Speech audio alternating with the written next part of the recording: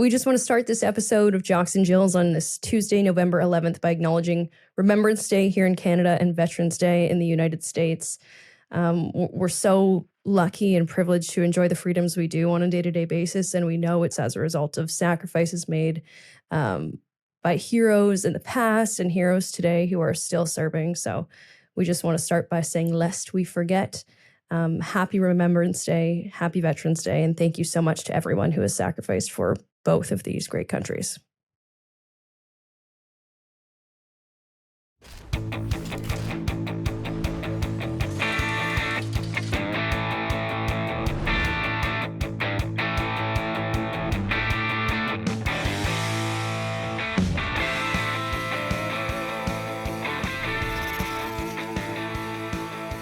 Okay, this episode of Jocks and Jills is brought to you by Shark Ninja, a proud founding partner of the PWHL, our presenting sponsor here at Jocks and Jills. And today we want to talk about the Ninja Crispy. Because when don't I want to talk about the Ninja Crispy? I'm home alone tonight. Liam has some meetings after hockey practice. He's going to be out for a while. So you know I'm pulling out the 4-quart Tempware container. Whether you're whipping up quick single-serve meals for 7 minutes, that's for me when I'm home alone, sharing crispy snacks on the go, or serving a crowd, the Ninja Crispy makes it easy. The Tempware glassware is thermal shock resistant to go from frozen to crispy in seconds. So yeah, whether you're serving a crowd or serving one in the midst of a snowstorm, the Ninja Crispy has got your back. Thank you very much to Shark. Oh, go ahead. We used it yesterday. Yeah, our fries were unacceptable when we picked them up for our dinner, and I was just like, I know what to do.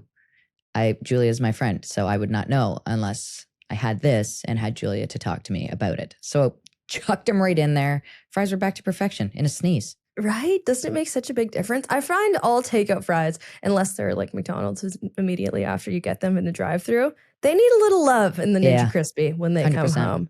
So thank you so much to our friends at Shark Ninja, Shark Beauty, Shark Home, Ninja Kitchen, proud founding partner of the PWHL, our presenting sponsor here at Jocks and Jills. All right, Tessa, how we doing? Happy Tuesday. Happy Monday. We're recording this fresh off the weekend and fresh off the first snowfall. Should we start there? Like, I actually can't believe it. I can because I was watching the weather a bit and I was stunned to see these 3 days of snow in a row. But like you're about to chirp me for, I prepared accordingly and I'm feeling quite good about the changing of the seasons. And like, to be fair, I had a moment of scrolling and I saw that you already had your Christmas decorations out at your house. And I was like, I didn't go full bore. I was like, you know what? Whatever. She's a new house owner. It's like, I get it. She's excited. But this is like when people start drinking pumpkin spice lattes in August. Like, this is offside. Yeah. And then I was like, I'll leave her alone. And then I was speaking to one of my friends. She's like, yeah, snow tomorrow. And I was like, hold the fuck. What? We still haven't even finished our yard work. Like, we got to cut down all of our things in our garden. We got to start trimming things. Ed needs to mow the lawn one last time. Like, what are we doing? And it's like Sunday at noon or something. And I look and I'm like, oh my gosh, snow is coming. So then that's when I hopped on and messaged you like, Julia, you're making the snow come. No, I didn't. I was just preparing myself for it. I'm honestly not a big advocate for early Christmas decorating. Like, I've told you this before. Like, the tree's not up, nothing to that effect. No, you sure? But I was like, whatever. We can put some warm lights up, make it feel a little cozy, make it feel a little... I have this friend that lived in Finland for a while. And this is kind of random, but in Finland and Sweden and places like that, they're big on... Oh, I'm scared I'm going to say it wrong. I think it's Heige, but I think that it's spelled Heige, but I think the way that you pronounce it in those languages is Huga. I don't want to be wrong, so someone from Finland or Sweden, please stop in right now. But it's just said, like, they've got the most dark days out of anywhere in the world. They have like 15 hours of darkness sometimes in the winter, but they really rely on this basis of comfort and coziness and warm lights and warm drinks and warm blankets and doing cozy stuff. So I tried to lean into that more than lean into Christmas. And I was glad I did because it has not stopped snowing at my house yet. I moved deep into the snow belt and it seriously started snowing like Saturday night-ish and it has not stopped since. Like, I'm just getting buried over here. But I'm still into coming down. You know what? I don't mind it. I would rather have a winter that is full of snow. Like, if I'm going to get snow, give me snow and let it stay. Exactly. It drives me nuts when it snows and then it it's slushy and it goes away and it's mucky, and then it's mucky for a long time because it's not going to snow for a while. And it's like, man, if we're going to do it, let's just do it. Like all in. I totally agree. Like we live in Canada. I'm not going to sit here and complain about snow. Like that's Give it to us. It's ridiculous. I want it full bore. I want to be digging a small tunnel through snowbanks. I want to see the kids digging tunnels in snowbanks. I have to say though, if you guys were going to come over on Saturday or Sunday, I was going to put the Santas away. I wasn't going to put you in that position with your children. I was going to make sure there wasn't too much Christmas out if your kids came over. We would have been cursing you the whole way home. 100%. I know. But Annie literally woke up and like looked outside, was like, Mom, I've been waiting weeks for this. I'm like, you don't even know what a minute is, let alone a week. Like, don't even get me started. Cute. She had her gear on. She dragged Ed outside. They made this massive snowman to the point where when I went outside, all fairness, Ed did all the heavy lifting, quite literally in this. I went outside and I looked, I'm like, how did you get the second ball on top of the first ball? He was like, oh, I just strongmanned it. Like nice. To the point where I was like, I am going in our backyard camera and I am pulling that footage because that's insane. Hugest snowman. We finish it, okay? Theo's like, I got to go get I need to bring Annie a carrot for the nose. All right, give him a carrot. They set it up. I take one picture. Theo's like, okay, did you get the picture? I'm like, yeah. Don't they both turn around and just start hacking away at this thing, like punching it and kicking it? We're like, whoa, chill. They didn't even talk about it. They just both started immediately destroying it. They turned, and I was like, stop breaking it. Your father just ruined his back trying to make this thing. Anyways, so they finally stopped. And then we look out this morning and it's got a bad lean, Julia. Oh, it's got a real bad lean. Warming or from their beating?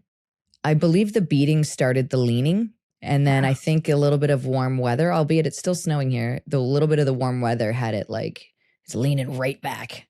Okay, he's got a little Monday morning lean happening. Yeah, happens a little. To the best of us. Show you the picture. It's all good, Frosty. It happens. How was your weekend? Did you get up to anything entertaining other than the snowfall? Of course. It's Hall of Fame weekend. So one of the most fun weekends in hockey. I feel like it's gotten more fun and cooler just based on the fact that women are being inducted. And this time around, there's 3, which was awesome. 2 of which I played against, and then 1 of which I got to work alongside in this league in Danielle Sauvageau. The 2 were Brianna Decker that I played against. What a nightmare of a player to play against. Megan Duggan texted me from her, that they went out for dinner. They had drinks and dinner and whatever. They're having themselves a time, a bunch of the old teammates and stuff. And I was like, you send her congrats for me. Like, she was a pain in the ass to play against in all the right ways. And that's how you know you were a good player, is the fact that like people were just begging that you were a part of their country as opposed to having to face you. So, she was incredibly fierce. She was one of the most competitive people I had met that had skill to match all of it. And there was a line with her, Kendall, and Hillary that when they finally figured out that that was a good line, we were all like, God, Jesus, now we got to put up with this. Like, they were nearly unstoppable, the 3 of them. All 3 bound to be Hall of Famers, no doubt. But Decker gets to punch her ticket first. And then I got to go to Jen Botterill's Hockey Hall of Fame party, which was cool because I got to catch up with a bunch of fun people. Like Pounder and Keller in the same exact room. Trouble. Open bar. Always trouble. Yeah. Sammy Joe Small was there leading the charge. The coolest part is Jen Botterill's husband, Adrian Lamonaco. He's got a skills business here in Toronto. And he was our skills coach when we were coming up. And his skills sessions in the morning were always the best. Like, he knew how to incorporate fun and make us work hard and really challenge us and get us to think the game differently a little bit, and force us sometimes to work on areas of our game that we're like, we're never going to use this. And he's like, yeah, just wait. And we would, you know what I mean? Yeah. And so to have them all, and then her daughters were there. It was like, I was given an opportunity to speak. And of course myself, nothing was like lovey-dovey or anything like that. I made sure that it was like more punchlines. But at the end, I got to look at, her 3 daughters in the eye and just be like, I hope you guys know how like cool your mom is. You know what I mean? Like, you got a really cool mom. And if it's like show and tell, I hope you're taking your mom to school, because like, your mom is in the Hockey Hall of Fame. That's crazy. And it's like, as much as I said Decker, Coyne, and Hill were a line, the line of Botterill, Carolyn Willett, and Jana Hefford on the Canadian side, we were like, this is so fun. You know, this is why we play hockey. And like you're out there playing with them, but you would catch yourself watching. Right.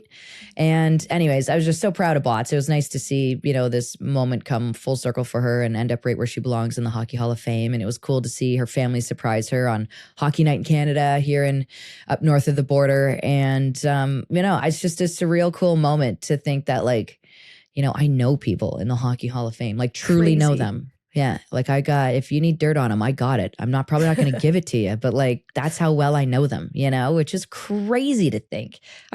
We were talking about, you know, you and I going there in the Hall of Fame when we were younger and it just being like a really cool spot, like Hockey Shrine, but you never saw, you know, any version of yourself in there until recently, which is just the best. And I think that's going to do nothing but great things for the ladies to come up alongside what the PWHL is doing. This is just the best thing. It's been the best weekend. Obviously, we haven't heard any of their speeches yet because we're recording this on Monday, but the speeches always get me. And I'm always interested in seeing who they pick to hand them their plaque. Because you don't know who it's going to be until they're done speaking. And then someone walks out from behind to present them their plaque. Is it the Hall that picks that test or is it do they have a say in who it is? No, they have a say.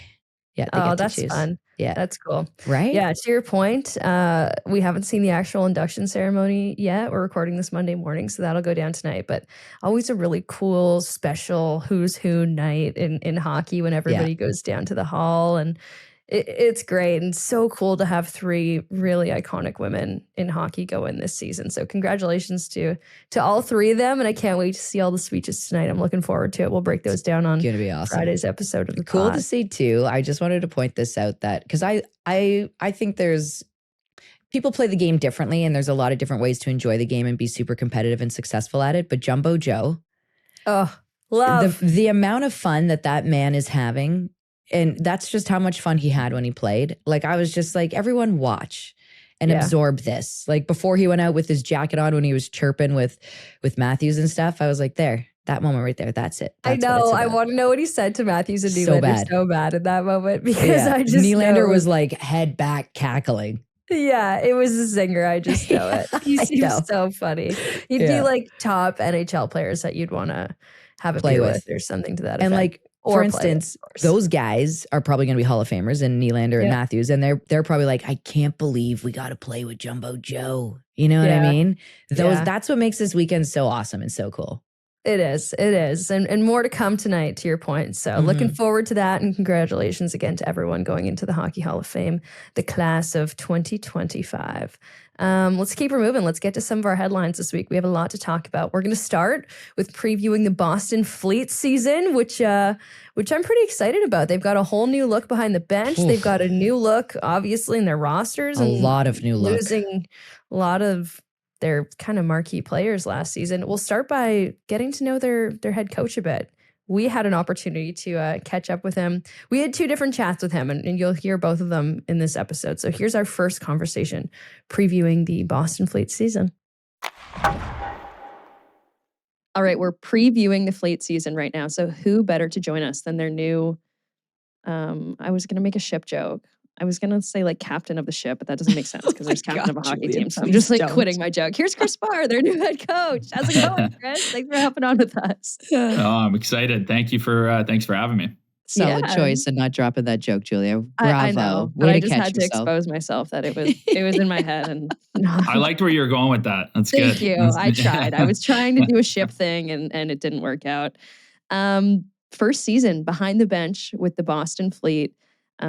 What kind of team can we expect to see on the ice this year? Pretty general question. I know it's hard to tell until you get everybody on the ice, but what's it look like on paper for you right now? Well, I think we have, I think we have some pretty good depth within our forward group for sure, and some very, some very good depth on defense as well. And to pair that with the best goalie in the world, it's a pretty good start. And I think you can expect a team that's going to play on their toes. We're not a team that's going to, sit back and wait for other teams to make mistakes. We're going to dictate the pace of the game and be real aggressive. Is there like a benefit to, obviously this team has had 2 years prior under a different head coach in Courtney Kessel, who was fantastic for them, but is there a benefit to having a fresh start with a new look team. I mean, expansion draft has happened. The team lost a large chunk. So they're kind of like a brand new team. And then you come in as a brand new coach. So it's almost like a fresh canvas that you get to paint here. Do you see that as a benefit?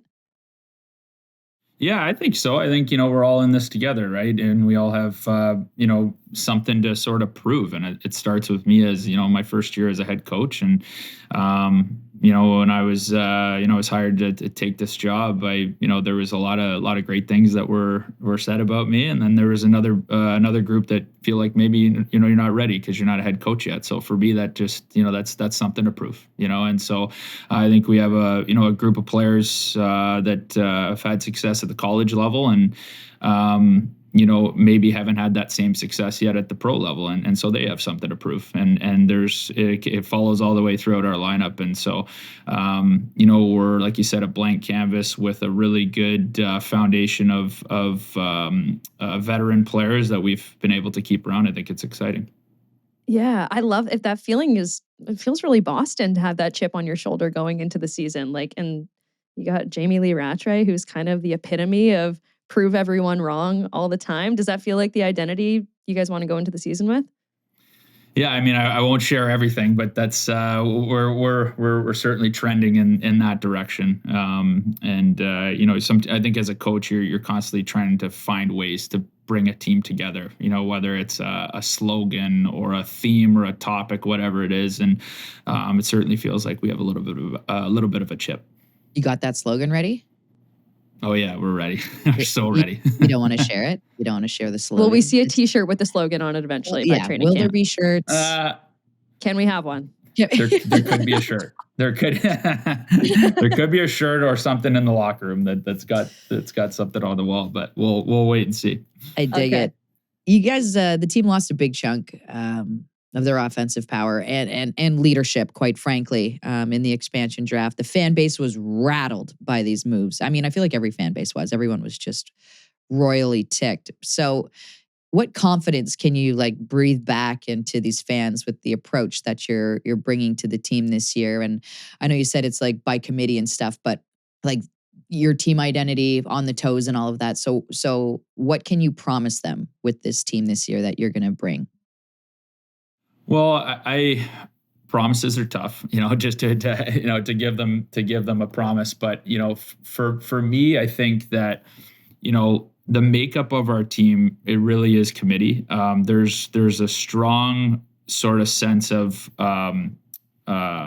I don't call it alignment within the players that we've selected and players that are going to play a style of hockey that we want to play, which is aggressive and sort of in your face style. And so I think in terms of what they can expect, it's a team that is going to play very, very fast, play with a lot of pace, and like I said, we're not going to sit back. And so we're gonna put you under pressure. We're gonna force you to make mistakes. And when you're aggressive, you have to be detailed. That's the truth. You can't have one without the other, because then you have breakdowns and you have mistakes. And so being connected as a group, organized on how we're going to get it back, and very, very on our toes, and very sort of suffocating style of hockey is what they can expect. The Boston style. I love it. Is there one thing that sticks out to you right now as a strength for your roster? Yeah, we're a good skating team. A really good skating team. And I think that, they've, like for me, when I'm building, like we talk about culture and setting standards and things like that, I believe that's a collective sort of approach. I like to get the players involved in that. And, through my conversations and, without, again, giving away too much, we've had questionnaires that have gone out, and collectively, I think that the team feels that we want to play a certain style of hockey. And so this isn't just coming from me saying, hey, here's how we're going to play. This is the players, setting the standard. And when you give them ownership of the team, and you give them ownership of how you want to play, you really have a chance to make a change and have growth within a hockey team. And so really excited that we all kind of feel the same way. Team attitude was already there. We talked on goaltending a little bit, but it's been clutch for this team since the beginning. You mentioned Aaron Frankel, but now with all the moves and everyone shaking and baking, I feel like you have 2, maybe even 3 bona fide tendies. I mean, is the plan moving forward here to have, a goaltending duel with Frankel and Levy? Or is it you're just going to let this play out? Frankel's got the reins. If she asks for a night off, that's what it is. I love goaltending duels. I think that's why I asked. Yeah. No, you're putting me on the spot. I love it. No, I think that, managing workload is a big thing in an Olympic year, specifically with the goaltending department. We feel we have two excellent goalies, excellent goalies, and that can get the job done on any given night. And, for us, it's going to be managing those breaks and managing, the Olympics and things like that, and making sure that when a goalie goes in the net and they're fresh, not only physically, but mentally, so that, they can give us a top performance. Is there something you're most looking forward to? First year as a head coach and first year full-time in women's hockey? I just want to get going. It's the longest summer. It's hard in November, eh? That's probably a really big change for you. It's impossible. Honestly, I think even my wife is sick of me being around this much. She's like, I don't think I've seen you around this much ever. You got to get out of here. Go do hockey. Gosh. Yeah. She's like, why are you still home? It's November, or it's almost November. So, But we're just excited to get going. Like talking to the players, and everybody's staying on the ice right now. And they're at home with a skills coach, or they're with a development coach, or their agent, whatever it is. It's like they're done with the development ice. They're done with the three people on the ice working on skills and stuff. They want to get into a team environment and start pushing towards an ultimate goal. And like I said, that's why we all play. And just most excited to get going and get into the day-to-day routine. As are we. Can't wait. Yeah. Thanks so much for the time, Kris. Appreciate this, and we'll see you around the rink this year. Sounds good. Thanks, Julia. Thanks, Tessa. Christopher, there he is. Bench boss for the Boston Fleet. Good to get to know him. Let's start to go through what they got roster-wise, player-wise, and we'll start between the pipes. And we know what they have there, because when you have Aaron Frankel, you could kind of do whatever the hell you want, and the world is always your oyster. Yes. Yeah. Like if you're Kris Sparre, you're like, all right, what do we got? And they're like, you got one hell of a attendee. He's like double fist pumping, like, yes, it's Aaron Frankel. Oh my gosh. All right. Okay. So that problem is solved, right? And I feel like you kind of start thinking like, well, wait a minute. What if something bad happens mid-season, and she's got a little nagging injury that we need to give her some time off? Don't worry, you got Abby Levy in the mix. And I feel like Abby Levy, this is a great move for her. I felt like she needed a little bit of a change of scenery. Things weren't necessarily going the way she wanted to in New York. Kaylee Osborne kind of took the reins as second tendy, if you call it, from her. And she wasn't getting as much ice time as she wanted. She's still a good teammate, but I feel like this spot for her is going to be fantastic. I don't know how many games she's going to get off of Frankel. Yeah. I don't know if USA Hockey is going to ask them to limit the amount of games that Frankel is playing this season, or if Frankel is going to be more aware that, okay, hold on, pre-February, I really have to manage my load here. Mm-hmm. Because once February hits, it's like, you better be crisp. You better be fresh. So Levy's going to be there like, ready when you are, tap me in. You know what I mean? But yeah, they also got another goaltender in Amanda Thiele, who could potentially push Levy to be the best version of herself as well. And if I'm being completely honest, I think Thiele's going to need a year or two to figure out what this league is about, how to be a true pro in terms of all the training and the travel that goes into all of this. But I feel like what great people to be surrounded by as attendee. You know what I mean? Abby Levy and Aaron Frankel. Yeah, sign me up. If you're going to be a little grasshopper to anybody, I'd be like, yeah, that's cool. Yeah, I'll be your grasshopper. 100%. Frankel played 23 games last year. Do you think she plays more or less than that this season? Well, there's more games on the season. I'm going to say, I don't even know. I don't know what her approach would be. I'm not a goalie, so I don't know. I don't get it. I just know that like sometimes when they do things, my groins hurt watching them. And like when they play back-to-backs and stuff, my knees hurt for them. Right. But in the end, I mean, Aaron Frankel is a small athletic goaltender. She's not a positionally sound tendy. She's athletic, right? So I think it's more of I feel like that style of play is harder on the body. I have no idea though. She's still so young and she's so fit that I don't know if it matters. However, my approach, if I was a tendy, would be like, if there's ever a time where I feel not fresh, I would just be like, Coach, I think it would be best for someone else to start. Because it's not like it's a massive downgrade in Abby Levy, I don't think. But I mean, Erin Frankel is one of the best tendies in the world, and she has proven that she can handle a load and only let someone play a couple games in a season and just carry you through the playoffs. So I'm not sure what her thought process will be. And again, I think USA Hockey comes into play with this as well. I mean, whether the Boston Fleet listen or not, I'm not sure. However, the before February to me is I have no idea. After February, it's Frankel all day until she tells me no. And I don't think she'll ever say no. Yeah. I've never seen Frankel really say no at all. Don't ever. She's such a stud. She wants in. I think she plays more than these 23 games this season. But absolutely. That wouldn't surprise me. Yeah. Okay. So we'll keep going up the ice here. Let's take a look at their D. Obviously, their D was pulled apart pretty significantly in that expansion, but you still got Keller back there. Yep. As long as you got Keller, feels a little bit Frankel-like to me. Nothing could go that terribly wrong. You got Haley Wynn coming in the fold. When I did my little online preview, I forgot to mention their acquisition of Zoe Boyd, which I know fans are excited about. Yep. Everybody's favorite on social media, but also really adds to their blue line too. She's going to be changing everyone's oil in Boston. Right? Nice. Free oil changes for the entire team. Mid parking lot. Zoe's going to be like, guys, show up an hour early. I got you. No, but like you said, the back end of this team, I feel like totally got picked apart. And it was just like, okay, how are you going to rebuild this? Well, Haley Wynn, that's a solid pickup. Now, whether you play Haley with Keller, to me, it doesn't matter. I would personally split them apart just to stretch, I guess, your depth.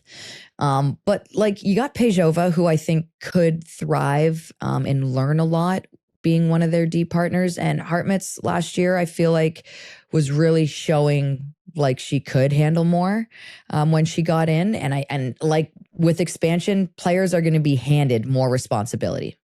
You have to take more on. You're going to have to prove to be better. You're going to have better habits, which is totally fine. Zoe Boyd is going to come into the fold. No problem. Probably get more ice time than she was seeing, I think, in Ottawa, which will be fine. She can handle it. But I think Zoe's going to really enjoy her time in Boston. For whatever reason, Zoe's got a bit of like a Boston vibe to her for me.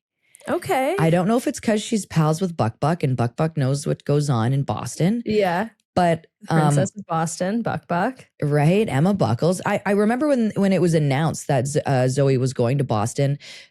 Were we with Buckles or I was with Buckles or something? Might have been a girlies, and she was like, "Oh, Zoe's gonna love it there. That's perfect." And I was like, "Okay, something that I don't know." But yeah, Ryland McKinnon as well is there. I feel like I said, this back end is going to be heavily carried by Wynn and Keller, heavily. Pejova is really going to have to contribute, and Zoe Boyd's just going to come right into the fold and just be like, okay, I'm a fleet now, and I'm going to do everything you need for me to do. And she's going to be fine at it. But I feel like the top two D pairings they're going to ride them pretty hard. Yeah. Dude, something about the way I'm a fleet now, I don't know why, it just makes me smile. I'm a fleet now. I'm part of the fleet now. I have no idea. Part of the fleet, right. But I'm into it. I think I like I'm a fleet better. It sounds more like a little character. I don't know. Yeah, part of the fleet is better, I think. It makes more sense. I'm in the fleet.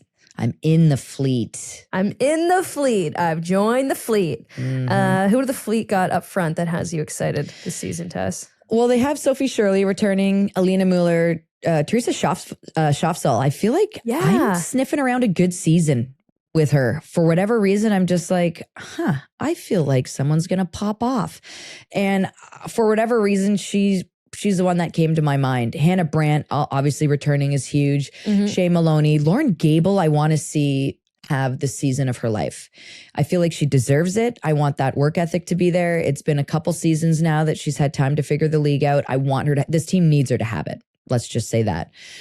Susanna Tapani, just pick up right where you left off. That's where I'm at. Just no dip. Just continue to be a boss. It's an Olympic year. Do it.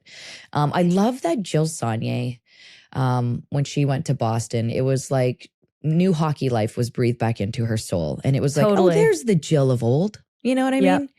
And it wasn't like worn down Jilly, sad Jilly. It She got in that fight and it was like, great. You know what I mean? Oh, there she is, you know? Yeah. I want Jilly to come out that way. I don't want her to be comfortable there. I want her to be the one carrying the flag for the fleet, leading the charge, because that's what Jill is. She's that energy player.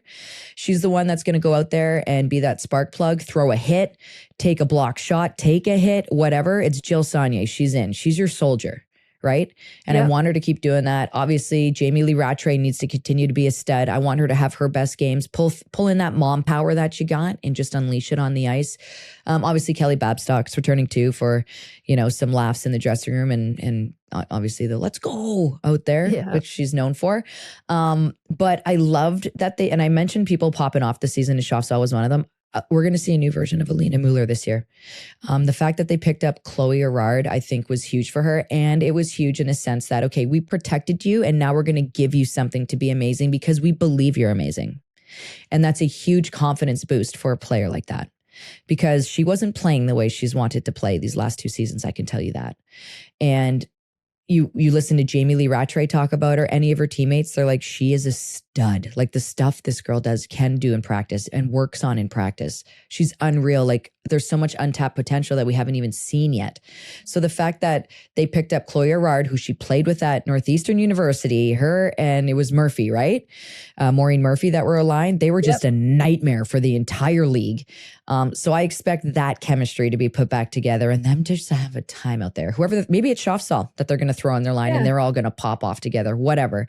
But I love as well that Danielle Marmer, who's very aware and who has been to a finals and you know, lost, but is understanding what it takes to win, and went out and picked up Liz Sheppers, because Ken Klee could not have said any more great things about Liz Sheppers as a player. And the fact that it didn't matter where I put her or what responsibility I gave her, she contributed and always found a way to do it and do it better than everybody. And on top of it, she's a Buckeye, so that's so awesome. That's serious depth for Boston, and that's what you need. And so Liz isn't too proud. Her ego's not in the way. She's going to give the fleet exactly what they need every single day. Great human, big fan of her. Even if she wasn't a Buckeye, to be honest, I'd still be a big fan of this kid. But the fact that she is, it just doubles it. Yeah, she's so fun. Like she was one of the most fun characters we saw. We got to go out like right after Minnesota won this year. And I think Liz Sheppers was like the star of the night. She's a beauty. Liz Sheppers and her girlfriend, like they were both absolute stars that night. They're both so much fun. Yeah. They also drafted, you know, Ella Huber, Olivia Mobley, and Abby Newhook, who I think can all contribute in their own right. I hope that their off-season training was done properly. Okay. Like Abby Newhook, I know has a hell of a shot. And so it's like, all right, so that's a weapon that you got that actually can be used in this league in many different ways. Can you skate with this league? Physicality, she's going to be fine. She's a big body. Can your feet keep up? So I hope all summer she was just like, I'm dialing in my feet. I'm going to be cooking out there. You know what I mean? Because it's okay to be great in college. This is a whole other step. A whole other step to enter this league. And the ladies who have been in it and have played in it hit the ground running. And it's like, you got to manage and find your way to keep up. You can't be doing it mid-season. So I want to see the bomb of a shot from Newhook. I want to see the power that she's got. And I hope her skating is there, because I want to see her out here doing all these amazing things. Her brother's doing a fantastic job with the Habs. Yeah. Habs are off the chart. And I hope that she just draws from all of that. I hope they were training together this summer, which would have been so cool. Yeah. Was there any video out there of that? I never saw anything like that. I didn't see that, but I wouldn't be surprised. You got to think that they'd get on the ice together. And then Ella Huber, what was she just running Matthew Nyes through the ringer on the ice? You know what I mean? I don't know. I've seen that she's been skating in Toronto, though. I wonder if there's crossover there. It's always interesting, those relationships. Or she's dabbing into Wick. You know, Wick's around. Yeah, I know. Haley Wickenheiser, Danielle Goyette. Hey, you ladies free? Yeah, that'd be such a great asset to get to use. That'd be the ultimate perk. Like some of the girlfriends think the wife box and the free champagne is the perk. And Huber's like, actually, can I talk to your skating coach? Yeah, Dan available, awesome. Hall of Famer. Yeah. Both of them. Before we talk about their likelihood to make the playoffs, you want to do a little debrief on what we think of their whole new coaching staff, their new look behind the bench. We're going to talk a little bit more to Kris Sparre in a few seconds here. We just heard from him. Brought a couple new assistants in, video coaches, skill coaches. Like it all looks different in Boston this year. Which I think is fine. Everything looks different, top to bottom. So I think, if there's going to be that much change on the bench and, with coaching and all of that, I feel like it's great to have some stability because your leadership's going to buy in. Your leadership's going to buy in no matter what.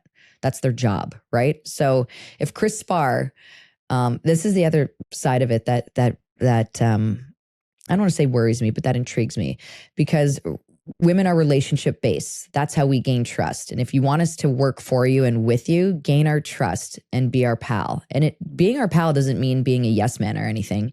It just means earn our trust, set your boundaries, be a very good communicator in what you need and want from us, and we will deliver. We will be your best soldier, hands down.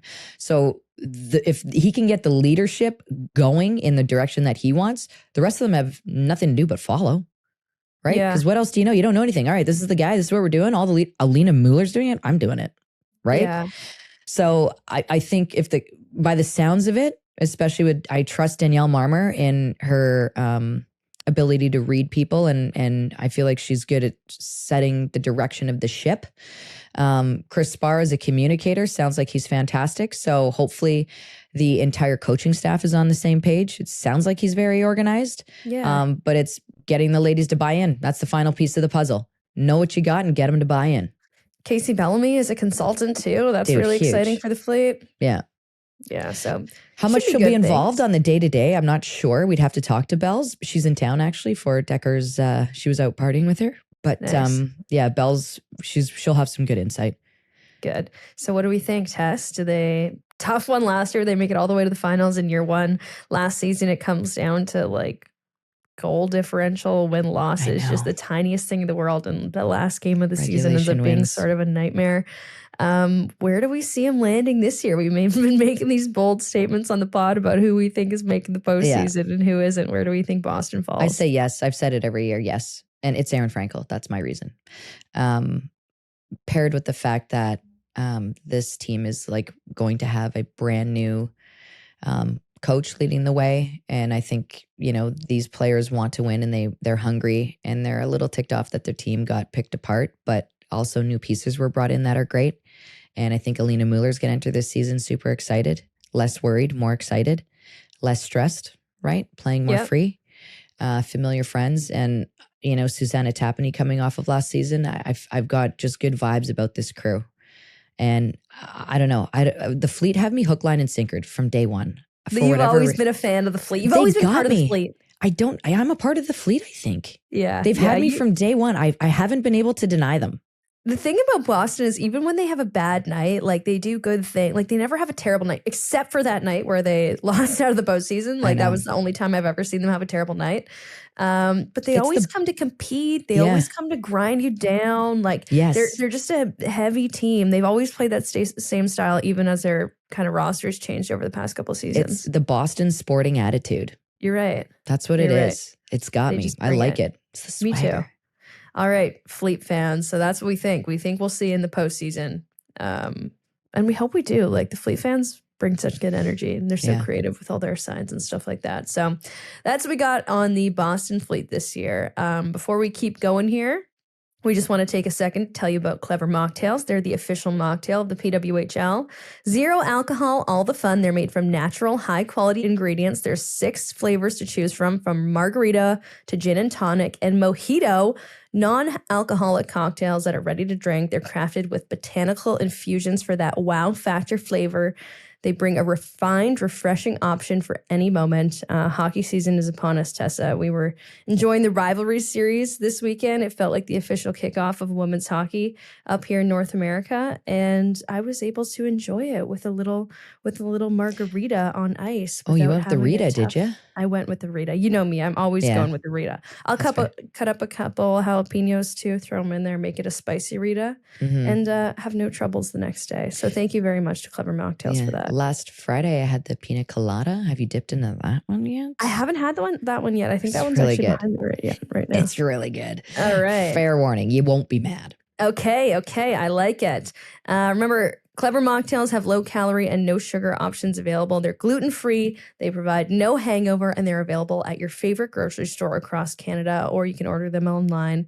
If you need a whole flat, a whole truck coming to your house, you can order them from clevermocktails.com. Thank you very much to Clever Mocktails, the official mocktail of the PWHL. Okay. We have to take a deep breath before we talk about this. No, I'm fired up. Just go right in it. So stupid. And we've called the city of Ottawa stupid like multiple times on this podcast, and they just solidified their stupidity on Friday when they voted 15-10 in favor of proceeding with the proposed plan of Lansdowne 2.0 for a rink that is too small for the Professional Women's Hockey League to play in Canada. A fact that has been stated and communicated by the Professional Women's Hockey League since it was first proposed. The city attempted to blindside the league, attempted to gaslight the league. Just shady business. Shady business. Here we sit, Tessa. Like, we're both pissed off. Everyone involved with the PWHL is pissed off. Anyone who cares about women's sport is pissed off right now, and it's because of this stupidity that's gone on in the Ottawa City Hall. Yeah, my kids are going to be so mad. You said the S word a lot, but you're bang on, and it's a moment where you're allowed to use it. The fact that like I said, this is just bad business. The fact that here's where my frustrations begin. Is the women on the weekend were making more money for OSEG, right? Pack in the house, whatever. And yet they, from year 1 to year 2, diminished the nights that they had on the weekend. So clearly this man is not in the business of making money, right? Yeah. And then since when ever in the history of a world has a sporting venue ever been built on purpose too small for a team that they host? Never. So to me, this isn't a money-making issue, because if it was, they would have done it right the first time around. This is just a women's sports issue. And clearly somewhat OSEG and this mayor have an issue with professional women's sports and powerful women in general, which is wildly upsetting. Last I checked, it's 2025. Incredibly disappointing. Shout out to the following counselors who voted against this build: Lane Johnson, Sean Devine, Jeff Leiper, Ralston King, Teresa Kavanagh, Ariel Troster, Jessica Bradley, Sean Menard, Riley Brockington, and Wilson Lowe. I will buy you guys a dinner. You're welcome to my house. Come over and have a good meal. We love you. Your head is on straight. To everyone else who voted against it, get the beep ready, Jackie. What the is wrong with you?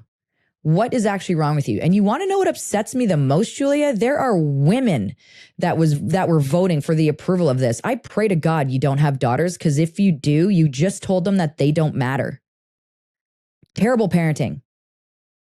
And this has nothing to do with money, unless it does and their pockets are lined. Then in that sake, you just sold your soul to the devil. There's a special place for you after you're gone from here.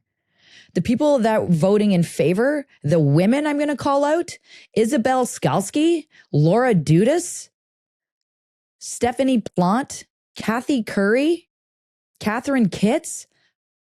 Shameful. Shame. What a joke. What a joke. All of you. That's disgusting. Women working against women. Bravo. Since when? We're supposed to look back and pull each other up and help each other out. It's already hard enough for us out here. What are we doing? And I just want to make sure that everyone understands, these are my thoughts and comments. This has nothing to do with the league. I'm sure the league will put their own statement out. This is just me absolutely disgusted with what is going on. Shout out to the Red Scarf Army who stood up for Amy Shear for being blasted and gaslit. Like, what kind of people are we in this day and age? And like, the fact that, while today's outcome is disappointing, our focus remains on delivering an exceptional experience for fans this season and continuing to grow the game. The PWHL will always advocate for what's best for our players, our teams, our fans. Women's hockey is only beginning to flourish, and we remain committed to building a sustainable future for the sport. This is the PWHL saying, fans, we're trying our best here. We got you. We know what happened here, but let's make this a good season, because guess what, Mayor? Guess what, everyone else on those, guess what, all those counselors that voted for this? You just made your bed and you may have to sleep in it one day. And unfortunately, it's going to be these amazing and awesome fans, these people who actually support and love this team for all the right reasons, that are going to take the brunt of it. I don't know if it's going to happen, but by the sounds of it, since the PWHL is a business, Proper business is growing and developing, not shrinking and withholding. No sense. I can't with this, Julia. This fires me right up. One, because I love that fan base so much. We've been in that rink. We know what it feels like. But two, just are we living in the 1850s again? What is this? I know. It's this? So disappointing. We talked about it. We've talked about it every week since it's been happening. But just to hear the way that Amy and Jaina were being spoken to publicly. Disgusting. In the middle of City Hall, like just with such blatant sexism, and they were so flippant in talking to two such important and powerful women. It was, the whole thing is disgusting, but the way that those two specifically were spoken to in the middle of City Hall is such an embarrassment for the city of Ottawa. You invite them there to then do that to them. Yeah. Sick. It's just embarrassing. I feel very badly for all the amazing people in the city of Ottawa who represent women's sports so well all the time, that they have to deal with these people representing their city. I'm sorry, Ottawa fans. And I like that you always call the Red Scarf Union the Red Scarf Army because they have army vibes. Yeah. Like literally they do. I like them. Army. And I think Union, you guys should reconsider. You guys should call yourselves the Red Scarf Army because you guys are tough. You've been so loud in this process and we feel for each and every single one of you. And we'll continue to keep you updated as we hear more updates as to what's happening in Ottawa. But as of right now, Mark Sutcliffe can get lost. Yeah. Mayor Sutcliffe, Mark, whatever, get lost, dude. It just feels like so much fluff for naught from that guy. And it's just so disappointing. Should we take a deep breath in through the nose for 4? And out. Okay, because Rivalry Series was absolutely lit this weekend. Yeah, that took my breath away. Rivalry Series this weekend was such good hockey. I was so happy to see it on my screen again, even happier with the snow falling and stuff like that. Yeah. We'll start with game 1 in Cleveland, pregame with Layla Edwards rocking the Larry Nance Jr. jersey. He had done it for her previously. A couple Cleveland kids. I felt bad that we didn't mention that on the podcast yet. So I was pumped to see that. Abby Murphy in game 1 just absolutely popped off. But Taylor Heise set up every single one of those goals. And a couple of them looked like replays. I was like, wait, was that a replay of the second goal or the third goal? Or was that? Same? It's not the same goal. It looks like it, but it ain't. It was, yeah. Which so is awesome. crazy. Because, well, here's the thing, first of all. So the US and Canada took a very different approach to this series. Yeah, and I think that's important to acknowledge. I'm seeing the Canada's Cook takes online. I'm like, no, guys, I think you got to look at what both teams brought, what both the approaches were. I appreciated the show the past couple days. I ain't mad about it. It's interesting to see the two different approaches, though, right? Yep. Because to myself, I'm convinced Wrobleski knows exactly what his roster is going to be, and if someone so chooses to change his mind, then he's like, cool, go ahead. But for right now, I know exactly what I got. And all I'm doing is building chemistry and familiarity and comfortability within my lineup. Because like that looked like an Olympic roster. Yep. Do you know what I mean? I was like, this is like, you ain't holding back. You got everything out there. And on top of it, like you said, Heise just delivers like it was the gold medal game. And Abby Murphy was like, I'm here for it. I'm open. All of the time. Crazy the way that she's in midseason form right now. Like I was expecting to see all the college kids rocking. Obviously, they've been playing for a month. Like you were expecting the US to look a lot better than Canada in these first couple games, especially with how Heise kind of proved that theory wrong because I had said that. I was like, well, yeah, obviously the Americans got more NCAA players who are like players that they lean on. They're popping off for all the right reasons. Like Layla Edwards' Toey was ridiculous. So sick. A great read though. Her defending is phenomenal to me right now. I love how she's becoming a well-rounded player. I will say that. Her Toey was ridiculous. Her shot's insane. Regardless, those young players, like you said, had been playing for a long time. So I was like, you know what? They got more. And it's like, hey, well, what's the excuse for Heise? It's like, I don't know. She's just on another level. The Beauty League was really keeping her fresh this summer, dude, I guess. If that's Taylor Heise preseason, I don't even want to see her midseason, because to me, that was like midseason form. Like, she's ready for the playoffs. Do you know what I mean? Yep. The crazy part is, to me, is like, I get it. You're not in the flow of playing games and all of that. But with Team Canada, you can't, and it wasn't just on Abby Murphy's goals, plural, any of the three of them. It happened a lot where that cross seam pass was just there. And unless Troy's trying to make them think or do something different, I have no idea. Like, you protect the middle always, especially with players like they have. And it felt like they were just like, here, hey, look, it's open, do it. Mm-hmm. Like, it felt like that a lot during the game. And I was like, I caught myself yelling at the TV, like, cross ice, but passed. Get sticks in the lane. Like, let's go. And it felt like they just never caught on in either of those games. Yeah. And I was like, okay, but you're all really smart, good hockey players. What's going on here? There's like, it felt like there was too much thinking going on. Like, there were some goals. The one, like I said, Layla Edwards, where Renata gave a soft pass in the neutral zone, which I don't think she would ever do again. One, it's just very dangerous. And two, you just don't do that as a vet. You know better. But then there was a cross-ice feed that Heise picked off. Her fake slap shot, drop pass to Scams to score in front of all of her family and friends. Insane. Almost fell off my chair, screaming at my TV. Just ridiculous. Robo almost fell off his chair too. His reaction was so awesome. I don't think he's got his jaw off the floor yet. He flew home like that.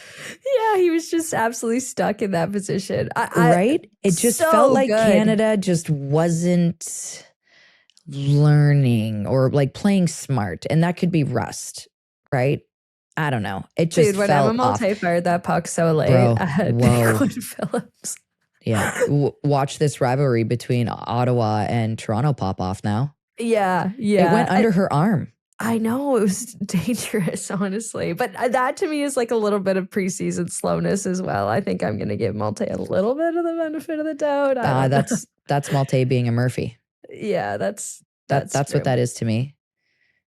I'm mad, and I'm going to make you more mad. And I'm here to stoke the fire. This isn't going to be fun playing against each other. And it's a very dangerous play. I am not condoning. How she didn't get a penalty? I know. The fact that Renata got a penalty on that play. I know. Because Renata was just kind of embracing protecting herself. Just embracing the contact there. She had a big body coming in. It was Layla. It was Layla, right? Yeah. So I didn't think that she deserved a penalty, but Malte definitely should have been. And then Malte's sitting happy on the bench. I was like, just like swinging her feet. Yeah, that was got crazy. The wrong one. That was crazy. Pre-game, I also love to see Josh Dunn rocking just the Rivalry Series shirt before his game in Buffalo. Obviously, his girlfriend is Ella Shelton on Canada. His sister's Joy Dunn on the USA. Yeah. I love that. You got to go with the generic merch. Just like, who was it that wore the NFL hat at the Super Bowl? It was the Kelsey's mom, wasn't it? It was a dude. It was like a celebrity, and he was just wearing a generic like NFL Go Sports. Hat. Yeah, that was the vibe, and that's I respect that so much. You got to play it safe. Yeah, you know what else was cool, and I loved it because we talked on Friday with Courtney in Courtney's Corner. Was Hillary Knight and the way she uses her body and gets and all this stuff. This is the other part that had me like, okay, Canada's sleeping. Like they're totally not clicking. Nothing's fresh. Everything's hard right now. It was blatantly obvious that Niter it was on the power play, but she was like the low person. And so how do you just leave her there untouched, unscathed, even getting a shot off untouched, unscathed? I was like, the most dangerous person out here right now is just like living rent free by your net. And look, I know both of those young goalies got pumped, but like, not your fault. Do you know what I mean? I hope they walk away from that and be like, yeah. I mean, maybe there was a play or two where Osborne, I forget which one, where she misplayed it behind the net. Whatever. Sure, I'll give you that one. The puck, though, Didn't mind it. Like, I honestly like the confidence. Like if she had one bobble, I kind of like the confidence of it. She Whatever. made a couple of good like outlet passes. 100%. As a D, sign me up. Yeah. I like that. Anyways, it was just like, and then Hill had all of those moments where she was just like made space with her body for herself and for her shot and to get a hat trick. Yeah. Game on. Empty net Hattie, but whatever, still counts. Still counts. To your point, it's so funny that we were just talking about this with Coach Court on Courtney's Corner on Friday about how Hilary Knight just seems to be getting better and already seems to be in mid-season form through 2 Rivalry Series games. Yeah. We can't write off Canada, I guess. The next couple go in Edmonton on the 10th and the 13th, and we know how the Rivalry Series has gone the past couple seasons. Has Canada reverse swept the last 2 seasons? Am I making that up? I don't know. I don't know if they were swept. Were they? Reverse sweep. Like they were the reverse sweep where they were like about to get swept and then came back. Was it back-to-back times that happened? Oh gosh, I gotta look up the results the last 2 seasons. It happened 2 seasons ago. Last season, I can't remember. Was it the reverse again? Oof. If that's the case and you're USA, you're like, oh my gosh. All right. I know, you can't even get that excited. Okay. No. Oh no, they went back and forth more last year. Yeah, that's what I thought. But like, let's be honest. Right now, the Americans, for all the right reasons, are looking like favorites in this one. Yeah, especially early in the season. Are pumped. I don't blame you guys. Abby Murphy is scary. Taylor Heise is scary. I think if we had to pick the MVP of the weekend, Tessa, total 2 games, Heise, hands down, no doubt. It's got to be Heise. And you know how much we love to talk to Taylor Heise. We were so lucky to get to catch up with her this morning. So here's our chat with our MVP from this weekend's Rivalry Series, Taylor Heise. Okay, she's got her sunnies on, so we know she's locked and loaded and ready for business. Sunglasses on the head. If you guys are listening right now, we are so lucky to be joined by the one and only Taylor Heise. She's fresh off the Rivalry Series going into training camp, so we're so lucky to have her join us today. How you doing, Tay? Good. How are you guys? Happy to be here. We're stoked. We can't wait. We're like, the rivalry was the perfect appetizer just to get us like prepped and primed and ready for season to get going, because we've been like eagerly waiting, as I'm sure you all have too. 100%. It's definitely been like the summer has felt a little bit long. When you get to your training sessions, you're like, oh, I'm here on Mondays, I'm here on Tuesdays, this is what I'm doing Wednesday. So it's fun to now know that like I get to go to TRIA and practice with the girls today, and half of which I haven't met. So I'm really excited to meet them. Yeah, awesome. Tell us a little bit about this weekend. I commented on your post that you were on video game mode, which I think is the only thing to call it. Dude, what an insane couple games for you. Wait, can we start with this? Did you do anything different this offseason? You were just saying how like a little bit I would longer, say like great. Yeah, it just felt a little bit longer, which is weird because like, I mean, we ended at the same time since we've won both years. It's like you end the same time. We take about the same amount of time off. Grace and I take a little bit less than most people. I'm starting to get older, so I might need to like start lengthening that out. But honestly, just like Grace and I we train together every day, pretty much, like whether it's workout or skate. And I just think we did some individual skill stuff, which I think was benefiting us a little bit more. Just with like, we know we're going to get that 5-on-5. We know we're coming to Rivalry. Like we started to plan a little bit more at the end of the summer, but me and her did a lot of skill stuff, and that was really fun. And that's kind of what me and her enjoy doing. And I know it's not sometimes all the things you enjoy you need to work on, but sometimes it's fun just to get out there and to have fun with us too. Yeah, but like, have you been skating every day since July 1st? Like you looked mid-season form. Like I don't get it. I feel like we ended like May 29th and I got back on the ice on June 20 something. And then, just kind of did it. And I took a few breaks, like had a few things I wanted to work through and worked really hard with my rehab and stuff. But honestly, it's funny because I got out there for the first practice when we got to Rivalry and I was like, this is going to kick my butt. Like, I know it is. And the games are like, they're just so intense. Like, regardless of how long you've been training, it's going to kick you at some point. So, I mean, I felt pretty good, and it helps when, your team, and we had a lot of college girls that were kind of in their mid-season form where, I honestly didn't even feel that I was. So I think it's funny that you say that. Like, I have a lot more to give, and I'm excited to kind of see how that works out. That's like nightmare fuel for Team Canada. That wasn't even my A game. What? Like, what? Like, Julia, we got to start with Abby Murphy and her hat trick, because it was like, is that all of the same goal, or are those different goal? Like, this had to have started. This was basically you guys going back to college. Is that fair to say the chemistry started there? And me and her like never got to play together. Like, it was always like I played with my 2 line mates in my class. I maybe played with Murph for like, if I'm remembering it right, like maybe 2 games, like out of my entire college career. But when you practice with someone every day, like I played with her on the power play probably a little bit more, and we were kind of on those 2 sides. When I realized like Grace and her had better one-timers than me, I'm like, I'll happily move myself to the right side to stay over here. But yeah, she is just like, and I told her, like, she's just so reliable back there. I wouldn't even put myself on that side. Like, and I know my strengths and I know other people's strengths too. Like, her and Grace rival anyone's one-timer like I've ever seen. And I think for her, it's when her confidence and when she decides to dial in. And I've told her this forever. Like, when she's not dialed in, she can still go out and control a game. Like, that's no doubt. But when she's dialed in and she chooses to be present, like, people just don't have a chance. And if I see her open, like, I can't shoot the puck, like, physically in my body, like, I can't, because I know that she can put it in and like she's just gonna have the net to shoot at. Yeah, her first she's one. She's pretty insane. She cooked that one-timer. Oh my gosh. It was insane, and it just kept happening. Like, the connection, were you guys just laughing to yourselves after the third one? Yeah, like I think after the second one, like, I'm so far away because I have to make a cross seam pass. Yeah. And I'm just skating towards the corner because at that point I knew that one was going to go in. So I'm skating away and she's like waiting for me to celebrate. And like me and her are just pointing back at each other. It's like that like Spider-Man one where like everyone's like pointing at each other. Like, she's pointing at me, I'm pointing at like KK who passed it to me, and it's like, I don't know. But yeah, after the third one, I was just dying laughing because things don't always go your way like that. And in a rivalry series, it is rare. Yeah. So I always told her, I'm like, when you get on a roll, you keep going because the only one that's going to stop it is you. My dad always tells me that. So I always try to live through that. That's good. Yeah. That's smart advice. Were those seams, like, was it plays and stuff that you guys were like running that were opening those seams, or do you feel like that was just like a defensive lapse that the Canadians were leaving open? You guys were like, we're going to take this all day if you're going to give this to us. Yeah, I think it's funny. One of the biggest things that I think we like relished in the fact of that is the fact that I think there was 2 power play goals. Mm-hmm. We've been working on our power play since August, and it was something we take great pride in. And it's something that, you know, our PK is one of the best in my opinion, and we go against them every day. And it's like, because they know what we're doing. So it's like, you have to try to really make something out of nothing. And those seam passes, we do like sets in practice. And I'm going to be honest with you, like, usually they don't like me to fully seam it through. Because it sometimes can mess up a play. They want me to shoot. They want me to do other things.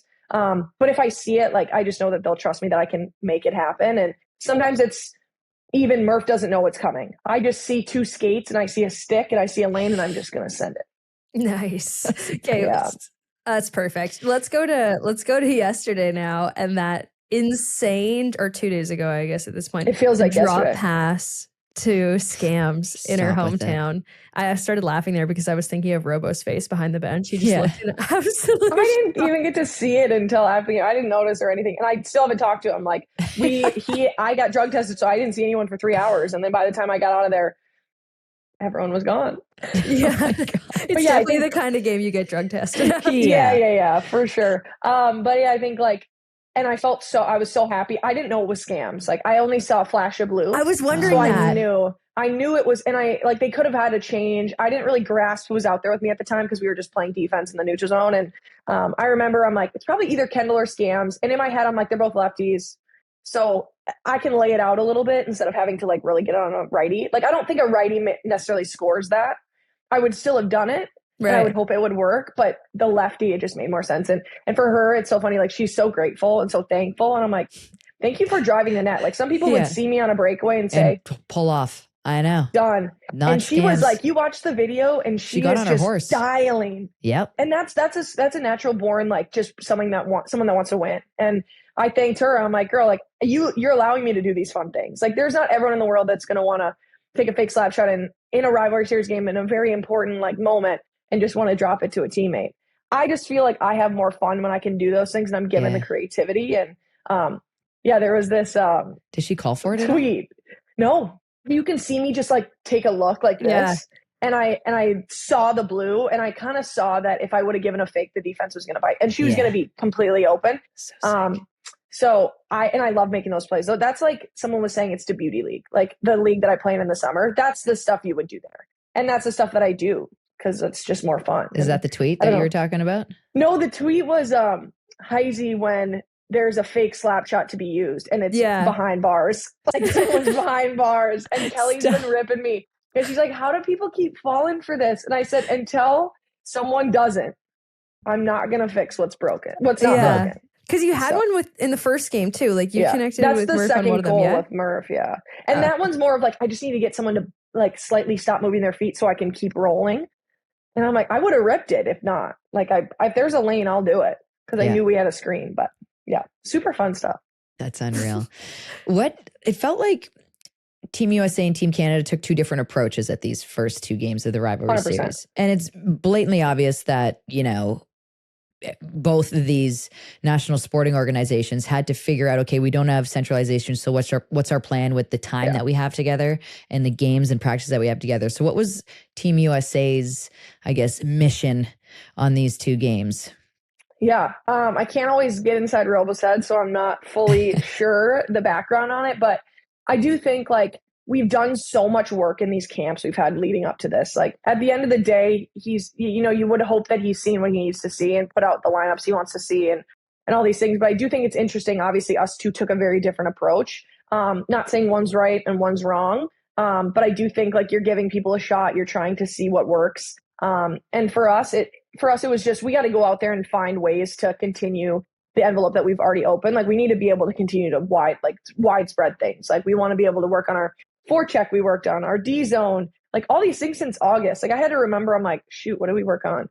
We did neutral zone back in August. Like we gotta remember those things. And obviously Canada was looking at line combinations and goaltenders. And, they had people there, they had people that weren't there that, might be on that team in the future. And I think it was very interesting. And it didn't give us this like overwhelming confidence to just win against them twice. I think it gave us that like push forward to be like, okay, we're doing the right things. Now let's continue and tenfold it and see what we can do in the PWHL and continue on into December. But yeah, I'm really excited to see what December holds because I do think they're going to have to come out and give us a better game. And not to say they didn't play good in both games. I just think that they had more. Yeah. And historically they've been known to come back a bit in these rivalry series. Yeah. Unfortunately, we do have a lot of college kids and I will give it to them. If they had more, I think things would have been closer in our past game. But that gives us grace and hope that our college kids are just, that special players. And they are, because it's been proven day after day. Yeah. That Layla goal was just insanity. Sick. Oh, it's so good. Like it was so much fun watching this past weekend. I wasn't the only one that had fun watching this past weekend. Can you please react to this tweet? It's from Parker Fox 24. Yeah. Mm-hmm. Eyes in the back of her head, just like when I'm cleaning out the fridge trying to throw away her nasty hard-boiled eggs. Somehow she sees everything. Annoying, but comes in handy, I guess. So he wanted to say hi to you guys too. He had to go on the radio. But I saw that and I'm like, he loves Twitter. So like I think Twitter's a very dangerous place. It is. Like don't like it. Things can go downhill. It's safe for men. Really it's not for us. Yeah, it's not safe for women. He does this thing where I'm gone and I when I get the girl, I go home, I write down all the things I need from the grocery store and I go get it. Like I love the grocery store. It's like actually a safe place for me. And I come home and he does a full kitchen like clean out. And I'm like, where is my pancake mix? Why are there only one egg? Like there's one egg left. My Chobani yogurt's gone. Like everything. And he's like, it was all gross and moldy. And I'm like, you are lying. You're just throwing it away because you didn't want it. So he's like, of course my hard-boiled eggs are gone. And I told him you can throw them. But he like has a fear of that in cucumbers. So I don't know. He just doesn't like them. Eggs and no, cucumbers? He can't see them. He can't smell them. Like we can't have cucumber body wash, nothing. Oh, really? He's gonna die when he hears this. But yes, this is hilarious. That is such a good bit of information. That's awesome. He said he missed you guys. He goes, I haven't seen them in so long. I know. We missed you guys too. We were just talking about that night in Minnesota and how much fun it was. You know what? He talked about it last night. We were sitting on the couch. Yeah. I was on the phone with Abby Barine and he was like, you missed out. And I was like, a good night. Don't bring it up. Yeah.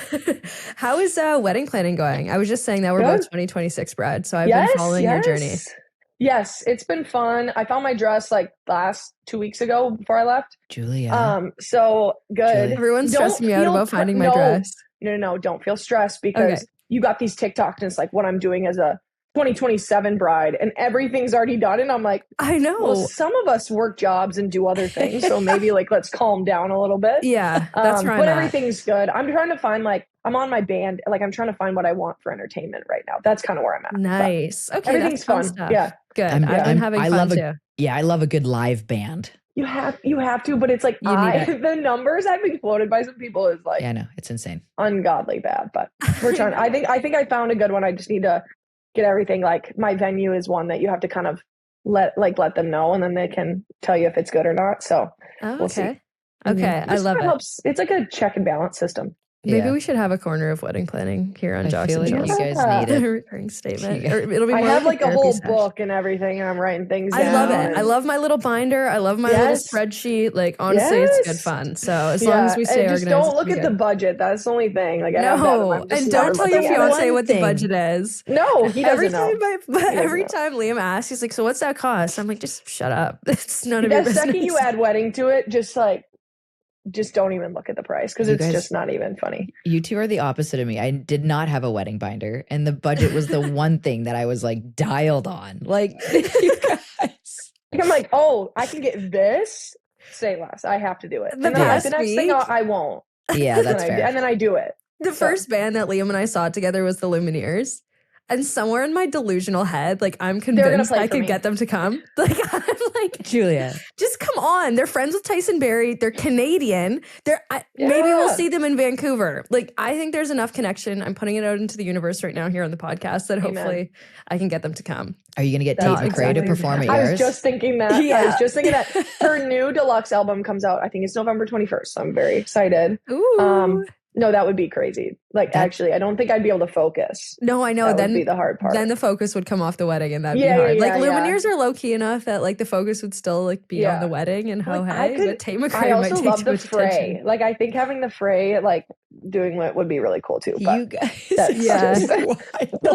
actually insane. We shouldn't talk to one another about this. We're just feeding one another's delusions right now. It's delusion city right now. It's amazing. I gotta give a shout out to the band that was at my wedding, the Lonely Hearts. They were a cover band, so we didn't go fan, but the Lonely Hearts were the best, and hands down in the GTA. If anybody need, or even anywhere really, Lonely Hearts, that's where they're at. So okay, I should probably people on the dance floor. They did. That's all you need. There was like sticky bras on my dance floor at the end of the night. Like, I don't know what was going on out there, but like no one left the D floor. Like, it was busy. You need 6 eyelashes, a sticky bra, and a pair of underwear on the dance floor for a successful night. Sure. That's hilarious. Taylor, you're the best. Thank you so much for hopping on with us. I know you got to get going. Thank you. That's all right. Thank you. Me and Taylor Heise are both 2026 brides, and I'm really excited about that. I honestly, I follow along her wedding planning very closely. I see she has a dress already, and I'm like kind of stressed about that because it's not on my radar yet. My mother-in-law asks me about it twice a week. It's actually starting to make my eye itch. It's out there, and you'll find it. Yeah. Like, can someone just bring it to me though? Because I don't want to go look for it at all. Like, it's not the idea of going to look for it. I actually have had fun with wedding planning, wedding dress shopping. I don't know. So can I tell you something? If you get it too early, and maybe this is just the type of person I am, I'll decide you're going to get tired of it, and you're going to be like, I don't want that. Dude, that's why I like went so fast with I'm getting engaged one summer, getting married the next summer. Because if I make plans for 2 years out, I might be a different person. I might want a totally different thing. Or whatever, whenever you're supposed to go. Yeah, you're right. I had mine made by a local Toronto designer. Yeah. And it's like wrinkle free. The thing won't wrinkle. I can crumple it up in a ball, throw it in the wash it, hang it to dry. No wrinkling. Oh, it was amazing. Awesome. I had like a baby blue bow at the back. Yeah. It was glorious. Halter. Perfect for the summer. Breathable, flexible. Love to hear that. Okay, maybe I should do that. Because I can't be picking something out in the next month and have to wear it in August. Like, next month, Julia. I know. No. That's what the people are telling me. And like, it sounds horrible. I can't. Do Julia. Don't do other people. I know. And this is probably for like fittings and stuff, I guess. But like, I don't know. And see what I'm doing to my face right now? I'm itching my eye. It makes my eye itch thinking about shopping for a dress and doing it this early. Maybe I'm the wrong person to ask. No, because it works out. Like, everyone's like, oh, you won't even, I'm not going to walk down the aisle naked. Like, I'm going to figure it out. I'm going to have something to wear. What a move if you did. Yeah. In your gnarly underwear. Are you going to wear your lucky underwear at your wedding? Probably. Or maybe it could be like my something blue. Like, maybe it'll be tied around my booty. Do not. Oh, why would you give me that idea? Because I just want it to happen so bad. I'll be like, whoever sent in that sentence segment question or the Dr. Jill question, I'll just like tie a little piece of it into my bouquet. A string around your bouquet. Yeah. Ew. That's so whoever gross. catches that, I cannot wait to tell them. Give it a good sniff. Yeah. Okay, now that we've broken down the Rivalry Series with Taylor Heise and broken down my wedding planning anxieties that weren't probably relevant to the conversation that we're having right now. Let's go across the pond, Tessa. Second leg of the Euro Hockey Tour went down this weekend. They had the Four Nations earlier this offseason in August. Now it's time for the LIDL hockey games in Sweden. Finland, Sweden, Switzerland, Czechia all played 3 games. Yeah. Time difference doesn't make it ideal for live watching, but we caught the highlights. We broke down the stats after, able to talk to some people. Stands out from Sweden this weekend. The fact that Czechia only won 1 game. Yeah. And they outright lost 2. And I say outright, that means like in regulation lost 2. Like it didn't even go to OT or anything. Yeah. But then again, this could be like, I haven't had time to talk to Carla or anybody, but this could be a Canada approach in comparison to a USA approach to these things. Like, are you trying out new players? Are you giving looks to young players? And speaking of young players, Julia, I was gonna say Manya Wagner, their debut. Holy Manya Wagner, 1.26 goals against average, 59 saves, 96.72 save percentage. Like what a weekend for her. Played in all 3 games for Switzerland. It's crazy. The fact that I was thinking against Finland, she had 34 shots against in comparison to her team's 11. Against Czechia, there was 45 shots fired on net. Now, I know she didn't play the whole game. Another goaltender ended up coming in at one point. But regardless, she faced 25 shots, which was great for her in her time in net, allowing only 1 goal. Like Union College has a good player here. And PWHL be put on notice. This is going to be someone that we're talking about coming up who hopefully puts her name in the draft so that we can all admire her, playing abilities at this level. But like, what a time to come up and have a massive game in an Olympic year against all these boss teams, getting peppered and just holding your own. Amazing. This is the type of stuff, and these are the stories that I love, and especially at the Olympic Games. Like, if she makes this team and Switzerland's playing, Poundy and Kenzie are going to be popping off on all of it. Telling all the good stories. Claire Hannah's going to be getting us a good step north of the border. Regardless, I like that, and I like for Switzerland that they have that, because Branley, I feel like, was a solid tendy for Switzerland for a bit, but I feel like the last true boss of a tendy that Switzerland had was Florence Schelling. Yeah. Who, when they won their first ever bronze medal in 2012, did everything except score. And I mean that. She had an assist in the game. Okay. So on top of making all of the saves and being an unbelievable tendy, carrying your team to that bronze medal game, not only did she make all of the saves, the important ones, she also made a pass to help make a goal, which is hilarious. It's so crazy. Know what I mean? Really, and I don't want to put that pressure on this kid by any means, but like, it'd be cool if that's what this could be, because it's about time. In my eyes, the Swiss program has taken a massive dip. I haven't been impressed with anything that they've been doing lately at the Worlds. It just feels like they're just happy to be there and trying their best to stay in the top division, as opposed to like wanting to advance their program and see development and progress. Maybe it's just me, but I feel like the sentiment is shared a lot amongst not only players that play against them, but hockey lovers themselves. So sometimes you just need this little diamond in a rough to help propel things forward. You know what I mean?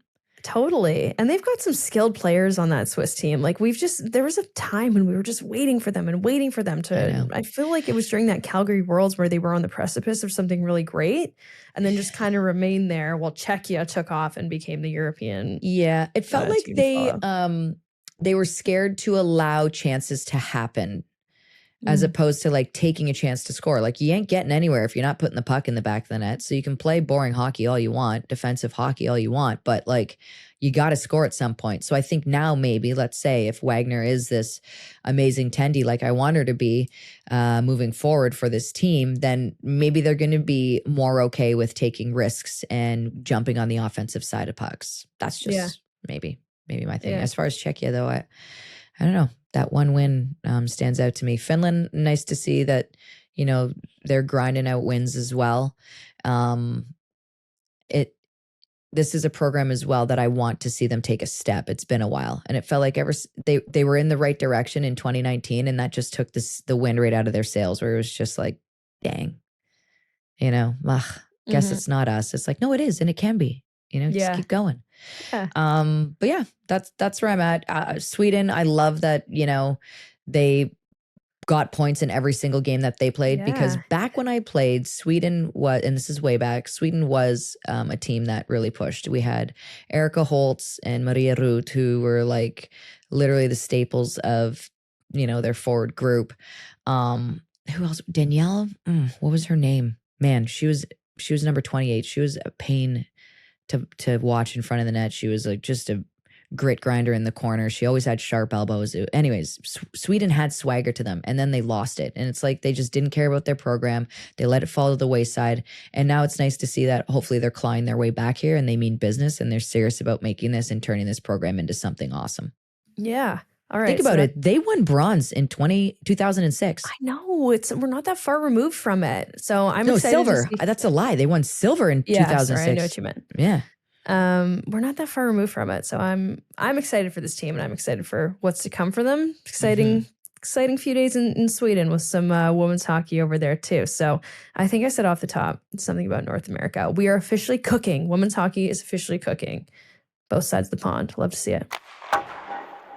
Takeover tour, dates announced. They all came out yesterday. We are so excited. We had so much fun on the Takeover tour last year. We stopped in. We were in Edmonton. We were in Seattle. Like, we don't get to go to every single Takeover tour stop, but we definitely have our favorites circled. We went to there will be 16 neutral site. Oh yeah, Quebec. That was an amazing game last year. There's going to be 16 neutral site games this year. They'll kick off on December 17th. They'll go all the way through April 7th. I think, personally, I'm the most excited about the prospect of the PWHL hitting the east coast of Canada. Yeah, I knew you were going there. Woo, woo, woo. I've already signed us up emotionally for that one. So I hope we're prepared for it. But a lot of fun destinations on the Takeover tour this year. Huge. And some cities are getting 2 games, which is pretty cool to see. We're going to Chicago. In the state, it'll be Chicago, Dallas, which to me I think is so cool because it's a Seattle versus New York game. So Hannah Bilka gets to go home and play in front of her fam and all of her friends, which is awesome. And the NHL did a wicked video promo thing on her. I forget what it was called. If you could look it up. Anyways, it's wicked. Go watch it. Dallas is just so proud of Bilka. Detroit's getting games again. Washington's getting one. Denver gets 2 games. Okay, Denver, I think, you know what I think? I think when the Takeover tour and the PWHL were kind of in chats with Denver, hey, would you want to maybe host a game? They're like, yeah, I don't know if we could really have a team here. And then they hosted a game there, and they were like, whoa, right? We could probably do this. That was such a surprising. I don't even know if surprising I was is the right surprised, word, but it was just more than I could have imagined. And I love Denver. I usually get to go for American Thanksgiving. We're going to be in Vancouver this year, which I'm pumped about. So not mad at all that I'm missing American Thanksgiving, but gosh, Denver's such a great place and such a great women's sport place. And now they've got 2 games. Right? Love to see it. They're gonna say, okay, we did 1. Let's see how we can do it 2. And then who else? Chicago gets a second game. Detroit gets a second game, and then we've got all the Canadian cities. Edmonton's got 2. Calgary's got 2. Winnipeg. I'm excited to see Winnipeg show up and show out. Very excited to see Winnipeg. I love Winnipeg. I think it's a great town. I think their airport is nice, and anyone who has a mean thing to say about Winnipeg, you have to go there and you have to eat some food there and you have to talk to the people. It's a good place. It's a great place. Yeah, I love my uncle Bill, my Aunt Wendy lived there. My cousin Ryan. I had nothing but great times. I went to the horse racing track. I got a picture with a horse when I was there. I was in the winner's circle. I love it. Who else? Halifax is what you're most stoked about. Halifax in December is a little wild, but still very even in January. Are you kidding me? Snowbanks are 15 feet tall and they've already been cut in half. It's okay. I live in the snow belt now. Yeah, I'm part of it. Hamilton. I'm excited to see how Hamilton shows up and shows out. This intrigues me because there was always talk about put another NHL team in and around the GTA, blah, blah, blah. There's enough fans they can support it. And it's there's enough PWHL fans right now. Like, I know a lot of people that are like, man, I can't get tickets to a Scepters game. I'm like, what a great problem to have. You know what I mean? Let's build a rink smaller. I'm kidding. So I'm excited to see how Hamilton does. Also, wait, who's playing in Hamilton? Is it? Oh, it's Seattle versus Toronto. I know. I would have loved to see. I thought it was Van.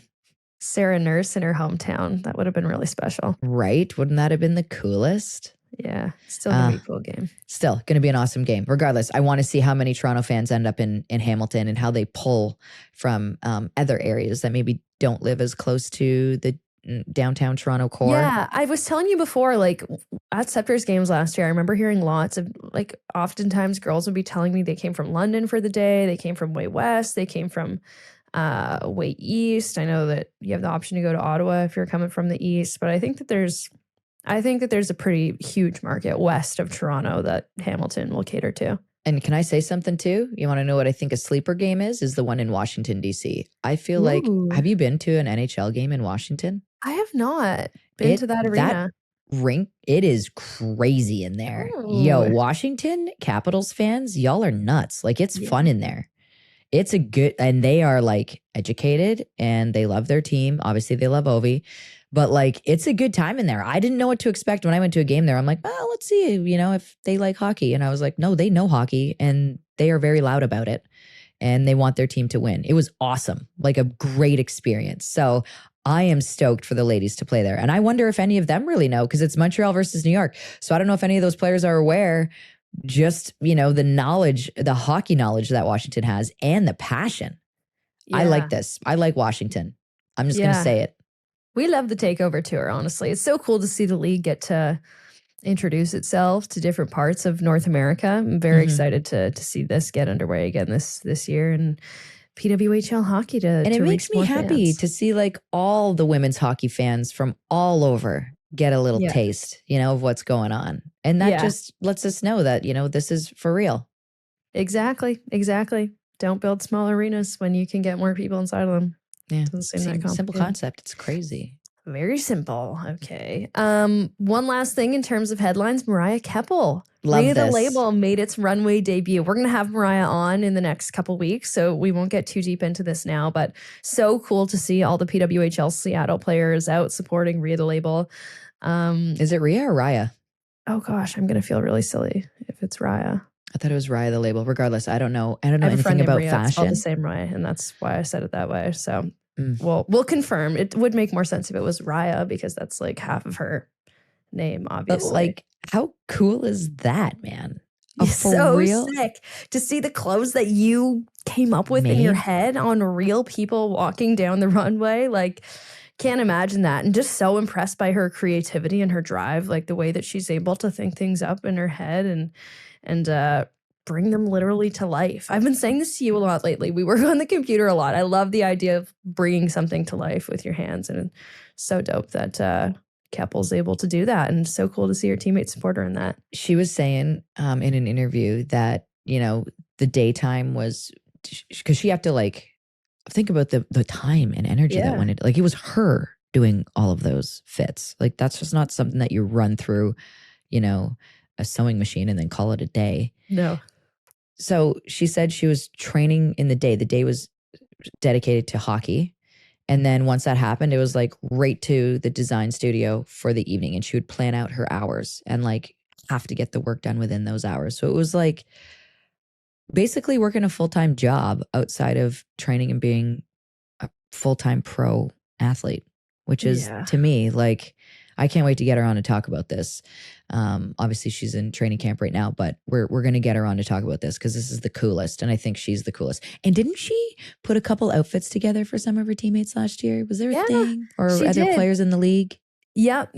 We've seen a couple go around and like we've even seen the pregame fits that she's made for herself. Like she had an amazing bow outfit on Pride last year that we both loved with all those sewn on. So we've seen was that Valentine's Day?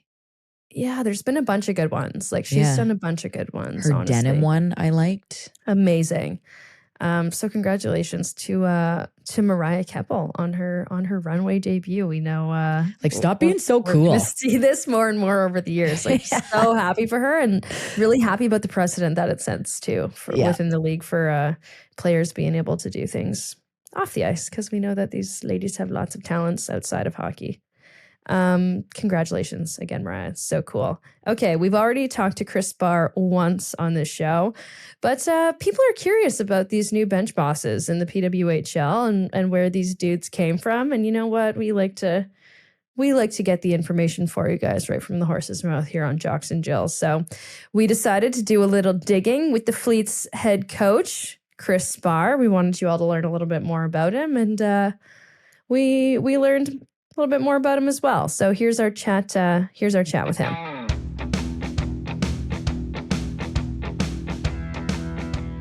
Okay, we got the new guy on the block from Boston, Kris Sparre, their new head coach. He's got OHL experience, he's got AHL experience, and he's excited to bring that to the Professional Women's Hockey League. Hey, Kris, how's it going? Nice to meet you. Nice to meet you too. Excited to be here. I was on Instagram last night going through some of the Jock and Jill podcasts just to prepare and make sure that you guys are going to go easy on me. Ooh, checking out the gram. Nice. We heard you're a big fan of the gram. You grew up in Mississauga though, right? I did. Yeah. Grew up in Mississauga, currently living in Burlington, and I've been here for like the last 15 years. Is that where you are right now in Burlington? You're not in Boston yet? No, I'm in Burlington. So I was in Boston for the last couple of weeks, just kind of checking in. And then my son said, I want you to take me trick-or-treating. So I got in my car and drove home. You got to do that. Yeah. That's amazing. Yeah. What's he being for Halloween? So he's going to be a caterpillar. Okay. Yeah. Are you serious? Yeah. That's the sweetest thing I've ever heard. Yeah. How many kids do you have? We have one. We have a 3.5-year-old, and we have another one on the way right now.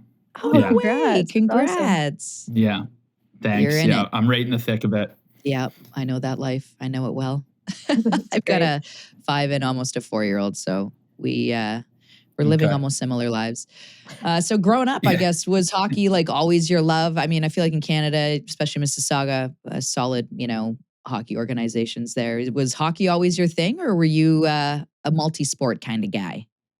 I'd definitely say multi-sport. I played baseball, golf. My grandfather was like a Canadian professional golfer, so he had a driving range and started. Really? Was hit. Yeah, I was hitting balls when I was like 4 years old at the driving range. So so you got to be a good golfer. Are you scratch golfer? I'm okay.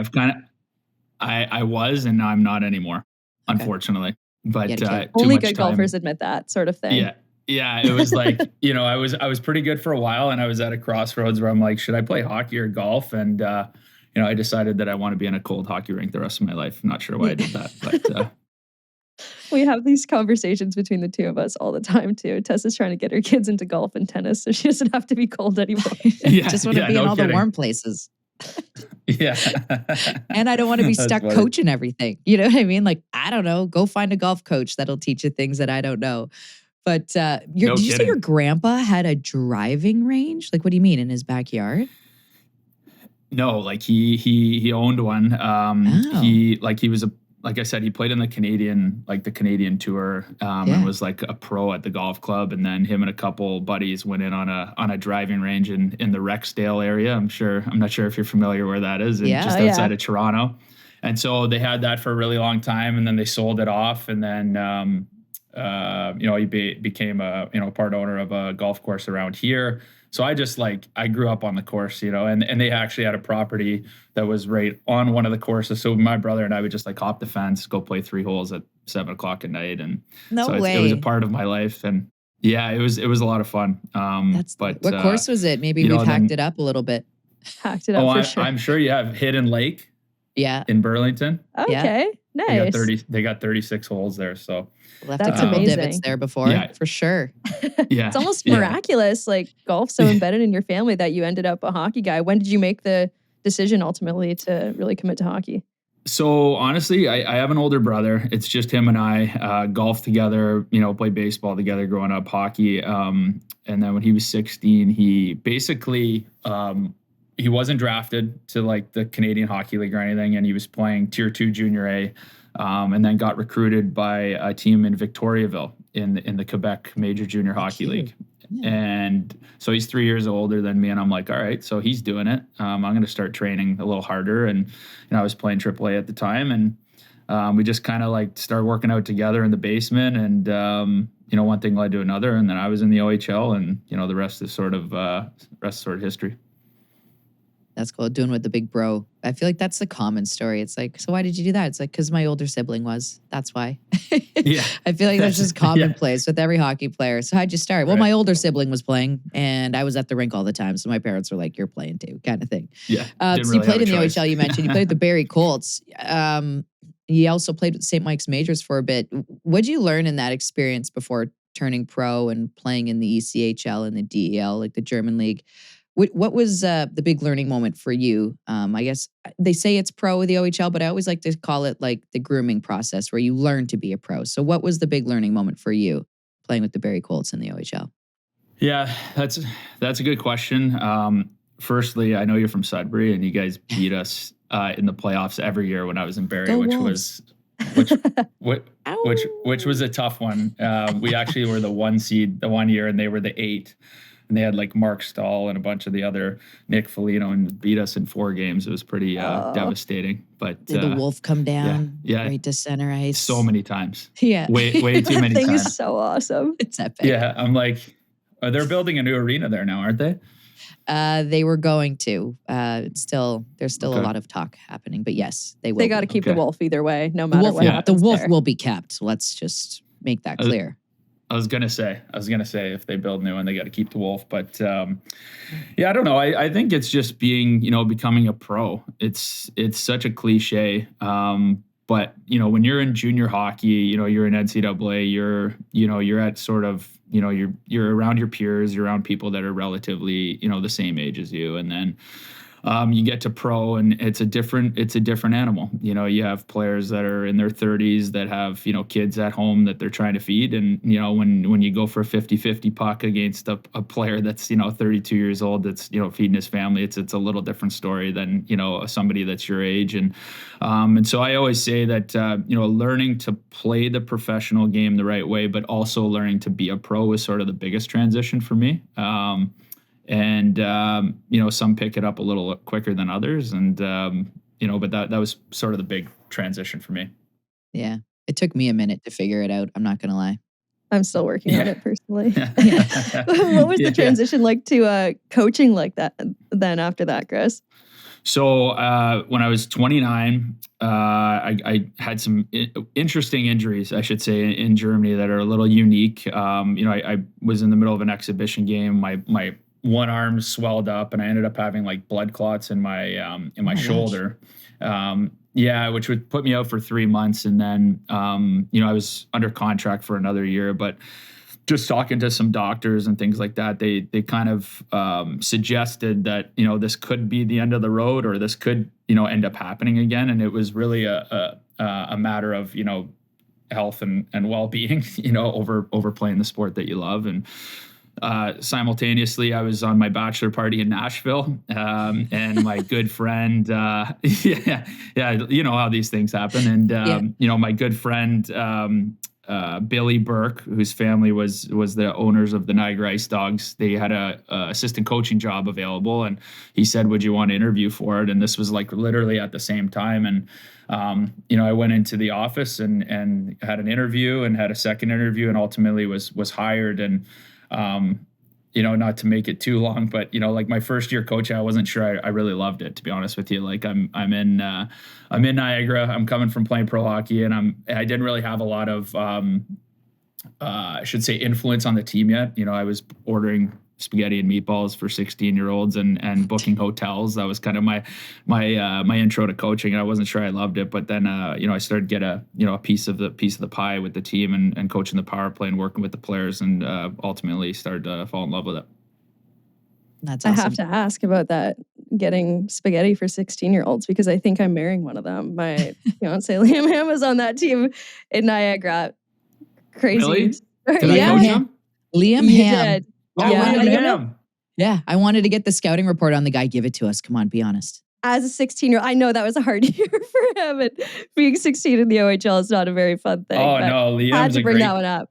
He's a great guy. I enjoyed working with him. He was very dynamic defenseman, and when he came in, he had some things to learn about getting into the league. But there was that that shell of a player that you're just someone that you're really excited to work with because he had all the tools, and he's a wonderful kid to work with. Make sure you say hi to him for me. Everybody loves Liam. I will say this. Like people it's meet so the guy annoying to the date first that time. person. It's like, okay, guys, fall all over it. Like, what about me? I walked into the room too. Like, what's going on here? Julie's gonna come over. Oh, is Liam coming? Like, yeah, I know. Every time. It's all good. I'm used to it. It's honestly lucky. But hell of a player Liam was, Julie. He was captain of Mississauga, right? When he was in Mississauga after when he got traded there. Yeah. Yeah, unbelievable. Yeah. So at what point, I guess, so like your coaching career has taken you pretty much everywhere from the OHL and to the pros in the AHL. So at what point did coaching women's hockey like interest you? Had you done it before? Were you around it? Like at what point were you like, yeah, women's hockey, that seems it? Well, I don't going into, I would say this summer, when I had been an assistant coach for 9 years at the time in multiple different leagues, like the OHL. And then I went over to Europe and was with the Red Bull program and, ultimately, ended up in the AHL. And for me, it was really important to become a head coach. I felt like I was not only ready, but overly ready just through all my experiences. And, for me, when you're looking for your next job as a coach, or you're, trying to put yourself in a situation where you can have success, it's really important that not only the team, but the league gives you that opportunity and the resources to have that success. And the PWHL is an impressive league. They've done an excellent job in the first 3 years of the league's existence, or I should say going into year 3, where, you can really build out your staff. Like I have 2 assistant coaches. I got 2 development coaches. We have a full strength and conditioning, AT, nutritionist. We got team services manager who's excellent. And so what that allows with those resources is really for me to just be able to coach the hockey team. And that's what I want to do is coach the team, make the team better, make the players better. And so, with the PWHL and all the success it's having, going through this, this process, it was a no-brainer. Had you ever coached women before? Because my dad, he coached men's college hockey. And when I got to an age where he was like, and I didn't play boys anymore, I was switching over to girls. He was like, coaching girls is like way better. Like he had more fun. He was just like, I would coach girls forever, the kind of thing. And it was like, I remember being like, why? Right. You know what I mean? Like, aren't we a pain in your ass? Like I felt like, we were giving him hard times all the time, but he loved it. And so have you ever coached women before or girls before? You almost have to wear more chirps from girls, which is you will be totally. Oh, is that what I got to get you? Is that what I got to get ready for? Yeah, I think so. Buckle up. Yep. Okay, that's all right. I can give it right back. No, I've spent actually quite a bit of time in the summer. There's a gym close to our house here that they have the strength and conditioning and the ice support after the workouts, and so he brings me in once in a while to run these skates. And so I've been on the ice with the pros. I've been on the ice with last year I was working with the Oakville Hornets minor hockey program throughout the summer, and so I've had lots of time to be on the ice with on the women's side of it, and I've really enjoyed it. I look at them. I look at the the women, the men. It's all the same for me. It's pro hockey, and that's what excites me about it. That's best. And are there any women that play in the league right now that you've worked with on those skates, or was it just? I've been on the ice with.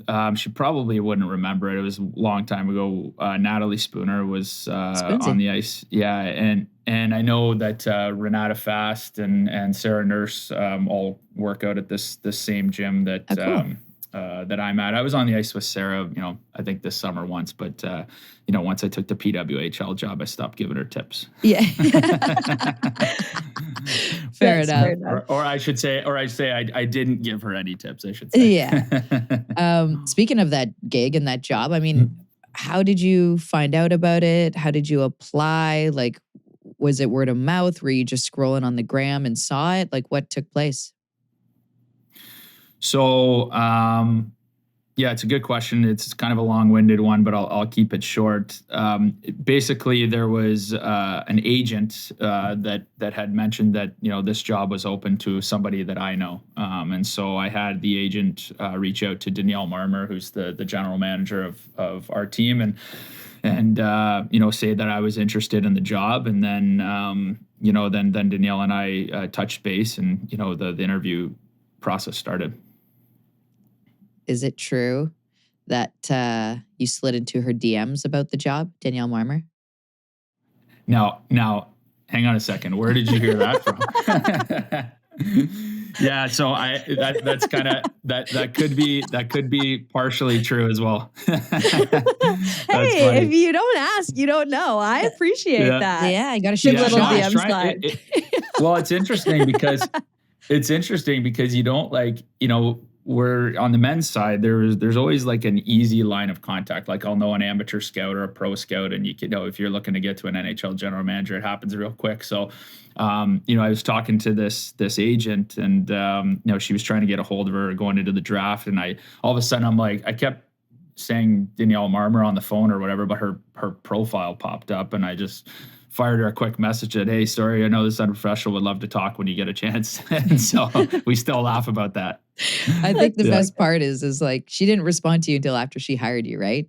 So she had then seen your DM after you had gone through the entire interview process, and she messaged him back. I think her words were, sure, I guess you could have the job. If I'd seen this earlier. Yeah, that's right. Mm-hmm. Oh, that's funny. Yeah, it was quite funny. Quite funny. Have you gotten to touch base with lots of the girls so far? Like, what's communication been like with the players on the fleet? A lot of turnover this season, but man, you got a great core.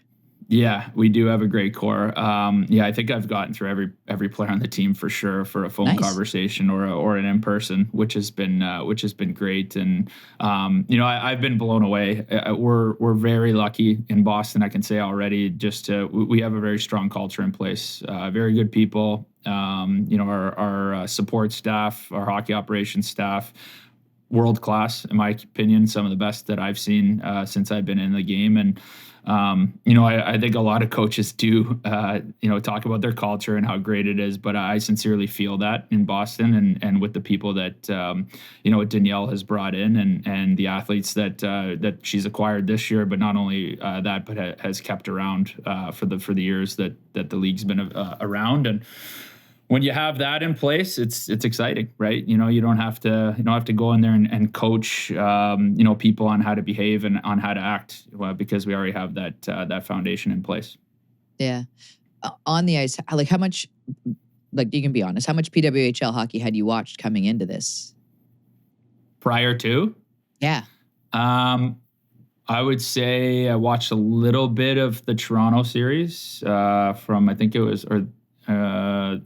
was last year or the year before, where some playoff hockey, just a little bit on TV. And then, so far this summer, we've done player profiles on every player on our team, and, had the assistant coaches and myself and everybody present on each player, and so that we can get a real solid foundation of what we're working with. Nice. I was reading... Marmer. Yeah, go ahead, Julia. Sorry.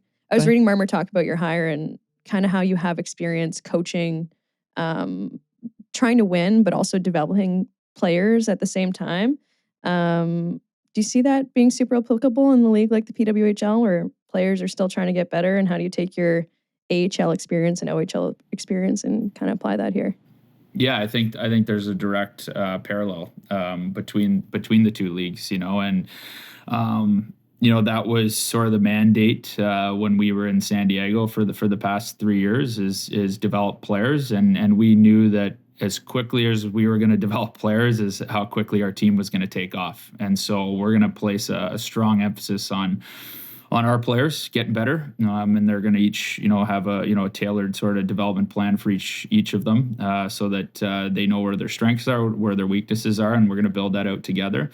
And then, and specifically in our league, like you have players coming from college every year, and the truth is like there's a big difference, as we talked about, between being a college player and being a pro. And so the quicker that we can get them up to speed, our team's going to take off. And that's really the reality in any league right now. Even in the National Hockey League, you have, they don't have as much time for development with the long season, but you have players making, $10-15 million a year, which means you probably have players, on your back half that maybe aren't necessarily ready for the NHL yet. And so there's a development concept that needs to be put in place there from time to time. And so, yeah, I see it as a direct parallel. I'm ready for that challenge, and certainly excited to build the team, but also to have like these players get better on a day-to-day basis. Because I look at it, and we were going through those player profiles. I'm like, there's a lot of room for growth here, and for a group of individuals who are that eager to learn, like the sky's the limit. That's awesome. I feel like there's a lot of learning that takes place throughout a season, before a season, for yourself. I felt like you had a moment where you learned a lot about the importance of the walk-ins prior to a game. Are you ready? Are you ready for your first walk-in? And do you have your fit chosen? Are you going to take some suggestions from the ladies? Because it's a big deal. Yeah, I could use a suggestion right now if you have one.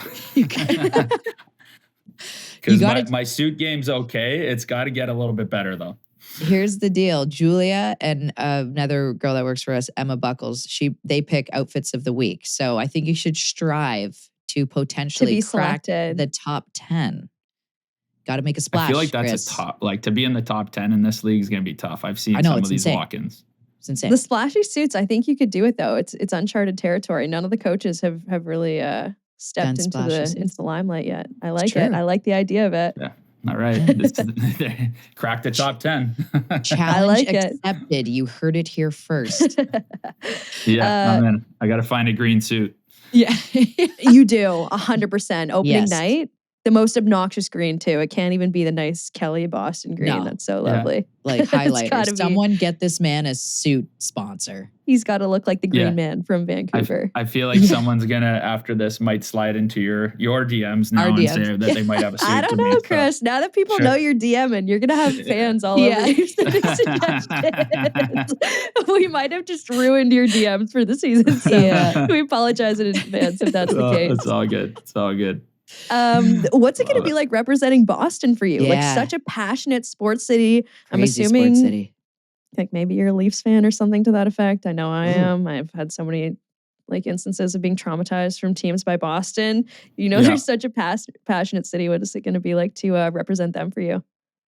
Well, I'm excited. Like that's where you want to be. I think that's, for any coach, any player, that's the environment that you want to be in. You want the high pressure, you want the high stakes. And, for me, this is a team that fell short of a goal last year of, making the playoffs. And so we certainly have something to prove from day one, and a little chip on our shoulder going into the season. And, the Boston faithful are a passionate fan base. We get, excellent crowds in Boston and excellent fan support. And I'm looking forward to coaching my first game in front of them. And, like I said, that's what you live for. You live for being a part of a culture in a city like that. That's awesome. We appreciate you taking the time. It's been awesome catching up. Can you just throw out your Instagram handle so everyone can start DMing? Yeah. Who would ever thought this was an Instagram plug? It's all good. And people will eagerly be awaiting that first walk-in. But Kris, thanks very much. We very much look forward to seeing what you do with the Boston Fleet this year. We know it was heartbreaking for the team in season 1, losing in the Walter Cup final, and then season 2 just missing out due to regulation wins. So I'm excited to see, you put your mark on this team and see where the Fleet can go this year, because I feel like I've picked them to win it 2 years in a row, Julia, and I've been wrong. We're pumped about Haley Wynn too. Solid pickup in Haley Wynn. You're gonna have fun with that defender. But good luck, and we'll be following along. Appreciate it, guys. Thank you so much for having me on. Well, there he is, bench boss for the Boston Fleet, Kris Sparre. So slide in the DMs. Slide in the DMs. I can't. No, do you want to know the best part? Can I just tell you something? The best part is I love Danielle Marmer because she's got such a good feel. Yeah. And I think coaching has a lot to do with feel and being a GM as well, and building a proper team and stuff like that. But she is so aware and has a great feel to the point where when I reached out to her, I was like, hey, I just, want to chat a little bit about Kris Sparre and your process and, how he came to earn the job. And so when we chatted, one of the first things she said, she's like, all right, so first things first, he slid into my DMs about the coaching job. And I'm like, you know what I'm looking for. She's like, I listen to you guys all the time. I'm like, yes. God Thanks, bless dude. her. She So gets good. it. She We need gets people it. that get it. And Yeah, Barbara's she does. definitely one of them. So good. Thank you so much to her. And thank you so much to Kris for joining us. And thank you to everyone who sent questions to our Send It segment. Remember, we do our Send It segment right now on Tuesdays. You can call us 1-929-542-2442. Email us, jocksinjills@thepwhl.com. But we really like your voicemails. Like, we're obsessed with your voicemails. You could DM us at jocksinjills. And our friend Scott Tessa has called back. Here's what he had to say. Hey, ladies, it's Scott from Newburgh again. Sorry about the Cam reference, Cam Neely reference. I guess I'm showing my age with that between Colty and Cam Neely. But, like you said, current players that I think she would be like, number one, Ovi loves to hit and score, and Matthew Tkachuk loves to hit and score. Maybe you can use this when you do the Sirens preview. Thanks, ladies. Have a good day. Okay, we could have held that for our Sirens No, we already did a Sirens preview. We just love Scott and we wanted to have that in the mix. You like those player comps? Sirens previews next episode, Julia. Don't blow our cover. But I do. Okay, so here's the thing. Ovi's smart. So Ovi counter hits defenders all the time. So I used to always be like, man, he hits defense hard. And my dad was like, yeah, because any chance that a defender gets to hit Ovi, they're going to hit him and they're going to hit him hard. And I was like, so Ovi's the king of counter hitting, in my opinion. So he's more strategic in his hitting. It's not because he's like an FU kind of player. Like, he's more like, no, I'm going to run at you because you're going to run at me. And I want to run you down as much as you want to run me down. And also, he's a big body. Like, dude's thick. But Tkachuk, that more fits the bill for me. I think she's even more skilled than Tkachuk. Yeah, fair. Absolutely fair. But look, Tkachuk knows to get in the gritty areas and how to find the back of the net, all the while, turning your whole life upside down by saying 3 words. Like, and he's the guy that loves to stir the pot. So yeah, I think, you know what? I prefer the Tkachuk comparison. I think so too. I'm going to be honest. Yeah. For me, that's that. It's the Tkachuk one was the win. In Scotty, the Tkachuk is the best one for sure for the new age kids and players that are listening. Hands down, great job. Anything else for the Send It? Okay, we got this one from David in Port Coquitlam. This one is a written one we got by email. Hey, Tessa and Julia, my friends, family, and I are all beyond excited for the Vancouver Golden Eyes season to get underway. There's 8 of us who went in on season tickets. Ooh. I know we haven't even begun the first PWHL season with expansion teams, but I've read rumblings of further expansion as early as next year. Assuming the hypothetical teams will be further west, do you think we could be seeing the PWHL create divisions? And do you think 12 teams will be where the league settles for a few years or continue to look at growth? 8 teams in the playoffs, 4 out. I also know that covering injuries can be challenging. So at what team do we see a farm team system of some sort get started? Get to see more players developing after college? Just a few of the thoughts in my head as we look forward to November 21st. He had a couple more questions too. He said, fan name suggestion, the best one we've heard so far is the JJs. I know everyone's like that one. Mm-hmm. And any suggestions on who I should get on my Golden Eyes jersey? Too hard to decide, so many studs on this team. Ooh, and again, that one's from David in Port Coquitlam, BC. Nice. Lots to unpack there. Let's start with the rumblings of expansion. I think there's a process that needs to take place in order to expand. Obviously, this league, you heard about it even in the conversations with the Ottawa Arena, is that like it's a business first. There's a business plan, and growth is the main driving force behind all of this. Now, the league would be silly to ignore, I guess, the appetite for this league and the love for this league. Which is why in the first expansion, they did 2 teams because there was enough of it there. There is enough of it there. They would be silly to do that.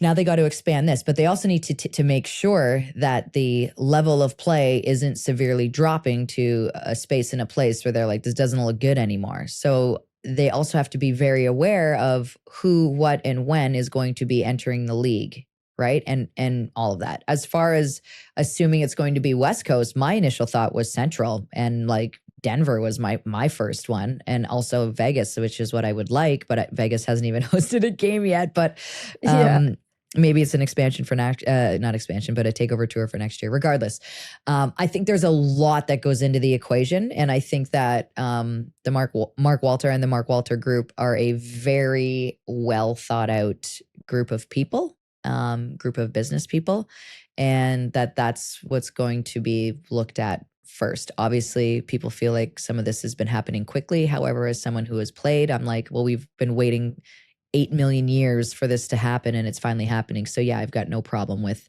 this taking off the way it has so far. Would I be surprised if it happened next year? No. Do I think it's going to happen next year? No. But that being said, the class coming in next year could build a team of its own. So you could expand by one and it'd still be okay. You know what I mean? It's like, the beautiful thing about this year coming up, Julia, is no one really has to worry about getting the first overall pick, because it is going to be everyone gets a first round pick, a first overall pick. That's where I'm at with this group coming up. The name suggestion loves the JJs. As far as deciding who goes on your jersey, I'm a defender and a Buckeye, so I say Sophie Jakes. And if you want a forward, then just go Jen Gardner, because she's the hometown girl. I know. My suggestions were Nursey or Cava, if you want to like have a sneaky one. What do you think about divisions? Interesting. Yeah, I inevitably it's going to have to happen once you get enough teams. Yeah. But you would just split it, West and East, and then have crossover games here and there? Because I think what would have to change is the playoff format if you did divisions, right? Because, last season it was 4 teams make the playoffs and have at her. If you have divisions, then that would obviously change, because you would play in your division, win your division, and then go play a championship, which, I mean, it all sounds super fun and I'm all for it. Yeah. So thank you, David, for that one. Again, guys, if you want to send questions to our Send It segment, fire us a call, 1-929-542-2442, or email us, jocksinjills@thepwhl.com. You could also DM us at jocksinjills. We're on Instagram, X, TikTok, Facebook, Blue Sky. We're on Threads. We're everywhere. And we're on the PWHL's YouTube page as well. That's where you can watch each full episode of Jocks and Jills. If you could leave us a like there, it'd be amazing. And subscribe to the PWHL page, and subscribe on Apple and Spotify. It helps us out a ton. We love you guys so much. And we hope you're enjoying the snow wherever you are in the world, or if you're listening from somewhere where there's no snow, don't text us about it. We're still we're being positive about it, but we don't know 100% how to feel. Women's hockey happening soon. We got a little tease with the Rivalry Series starting. Camps are officially underway. November 21st is coming in hot. We will talk to you all on Friday.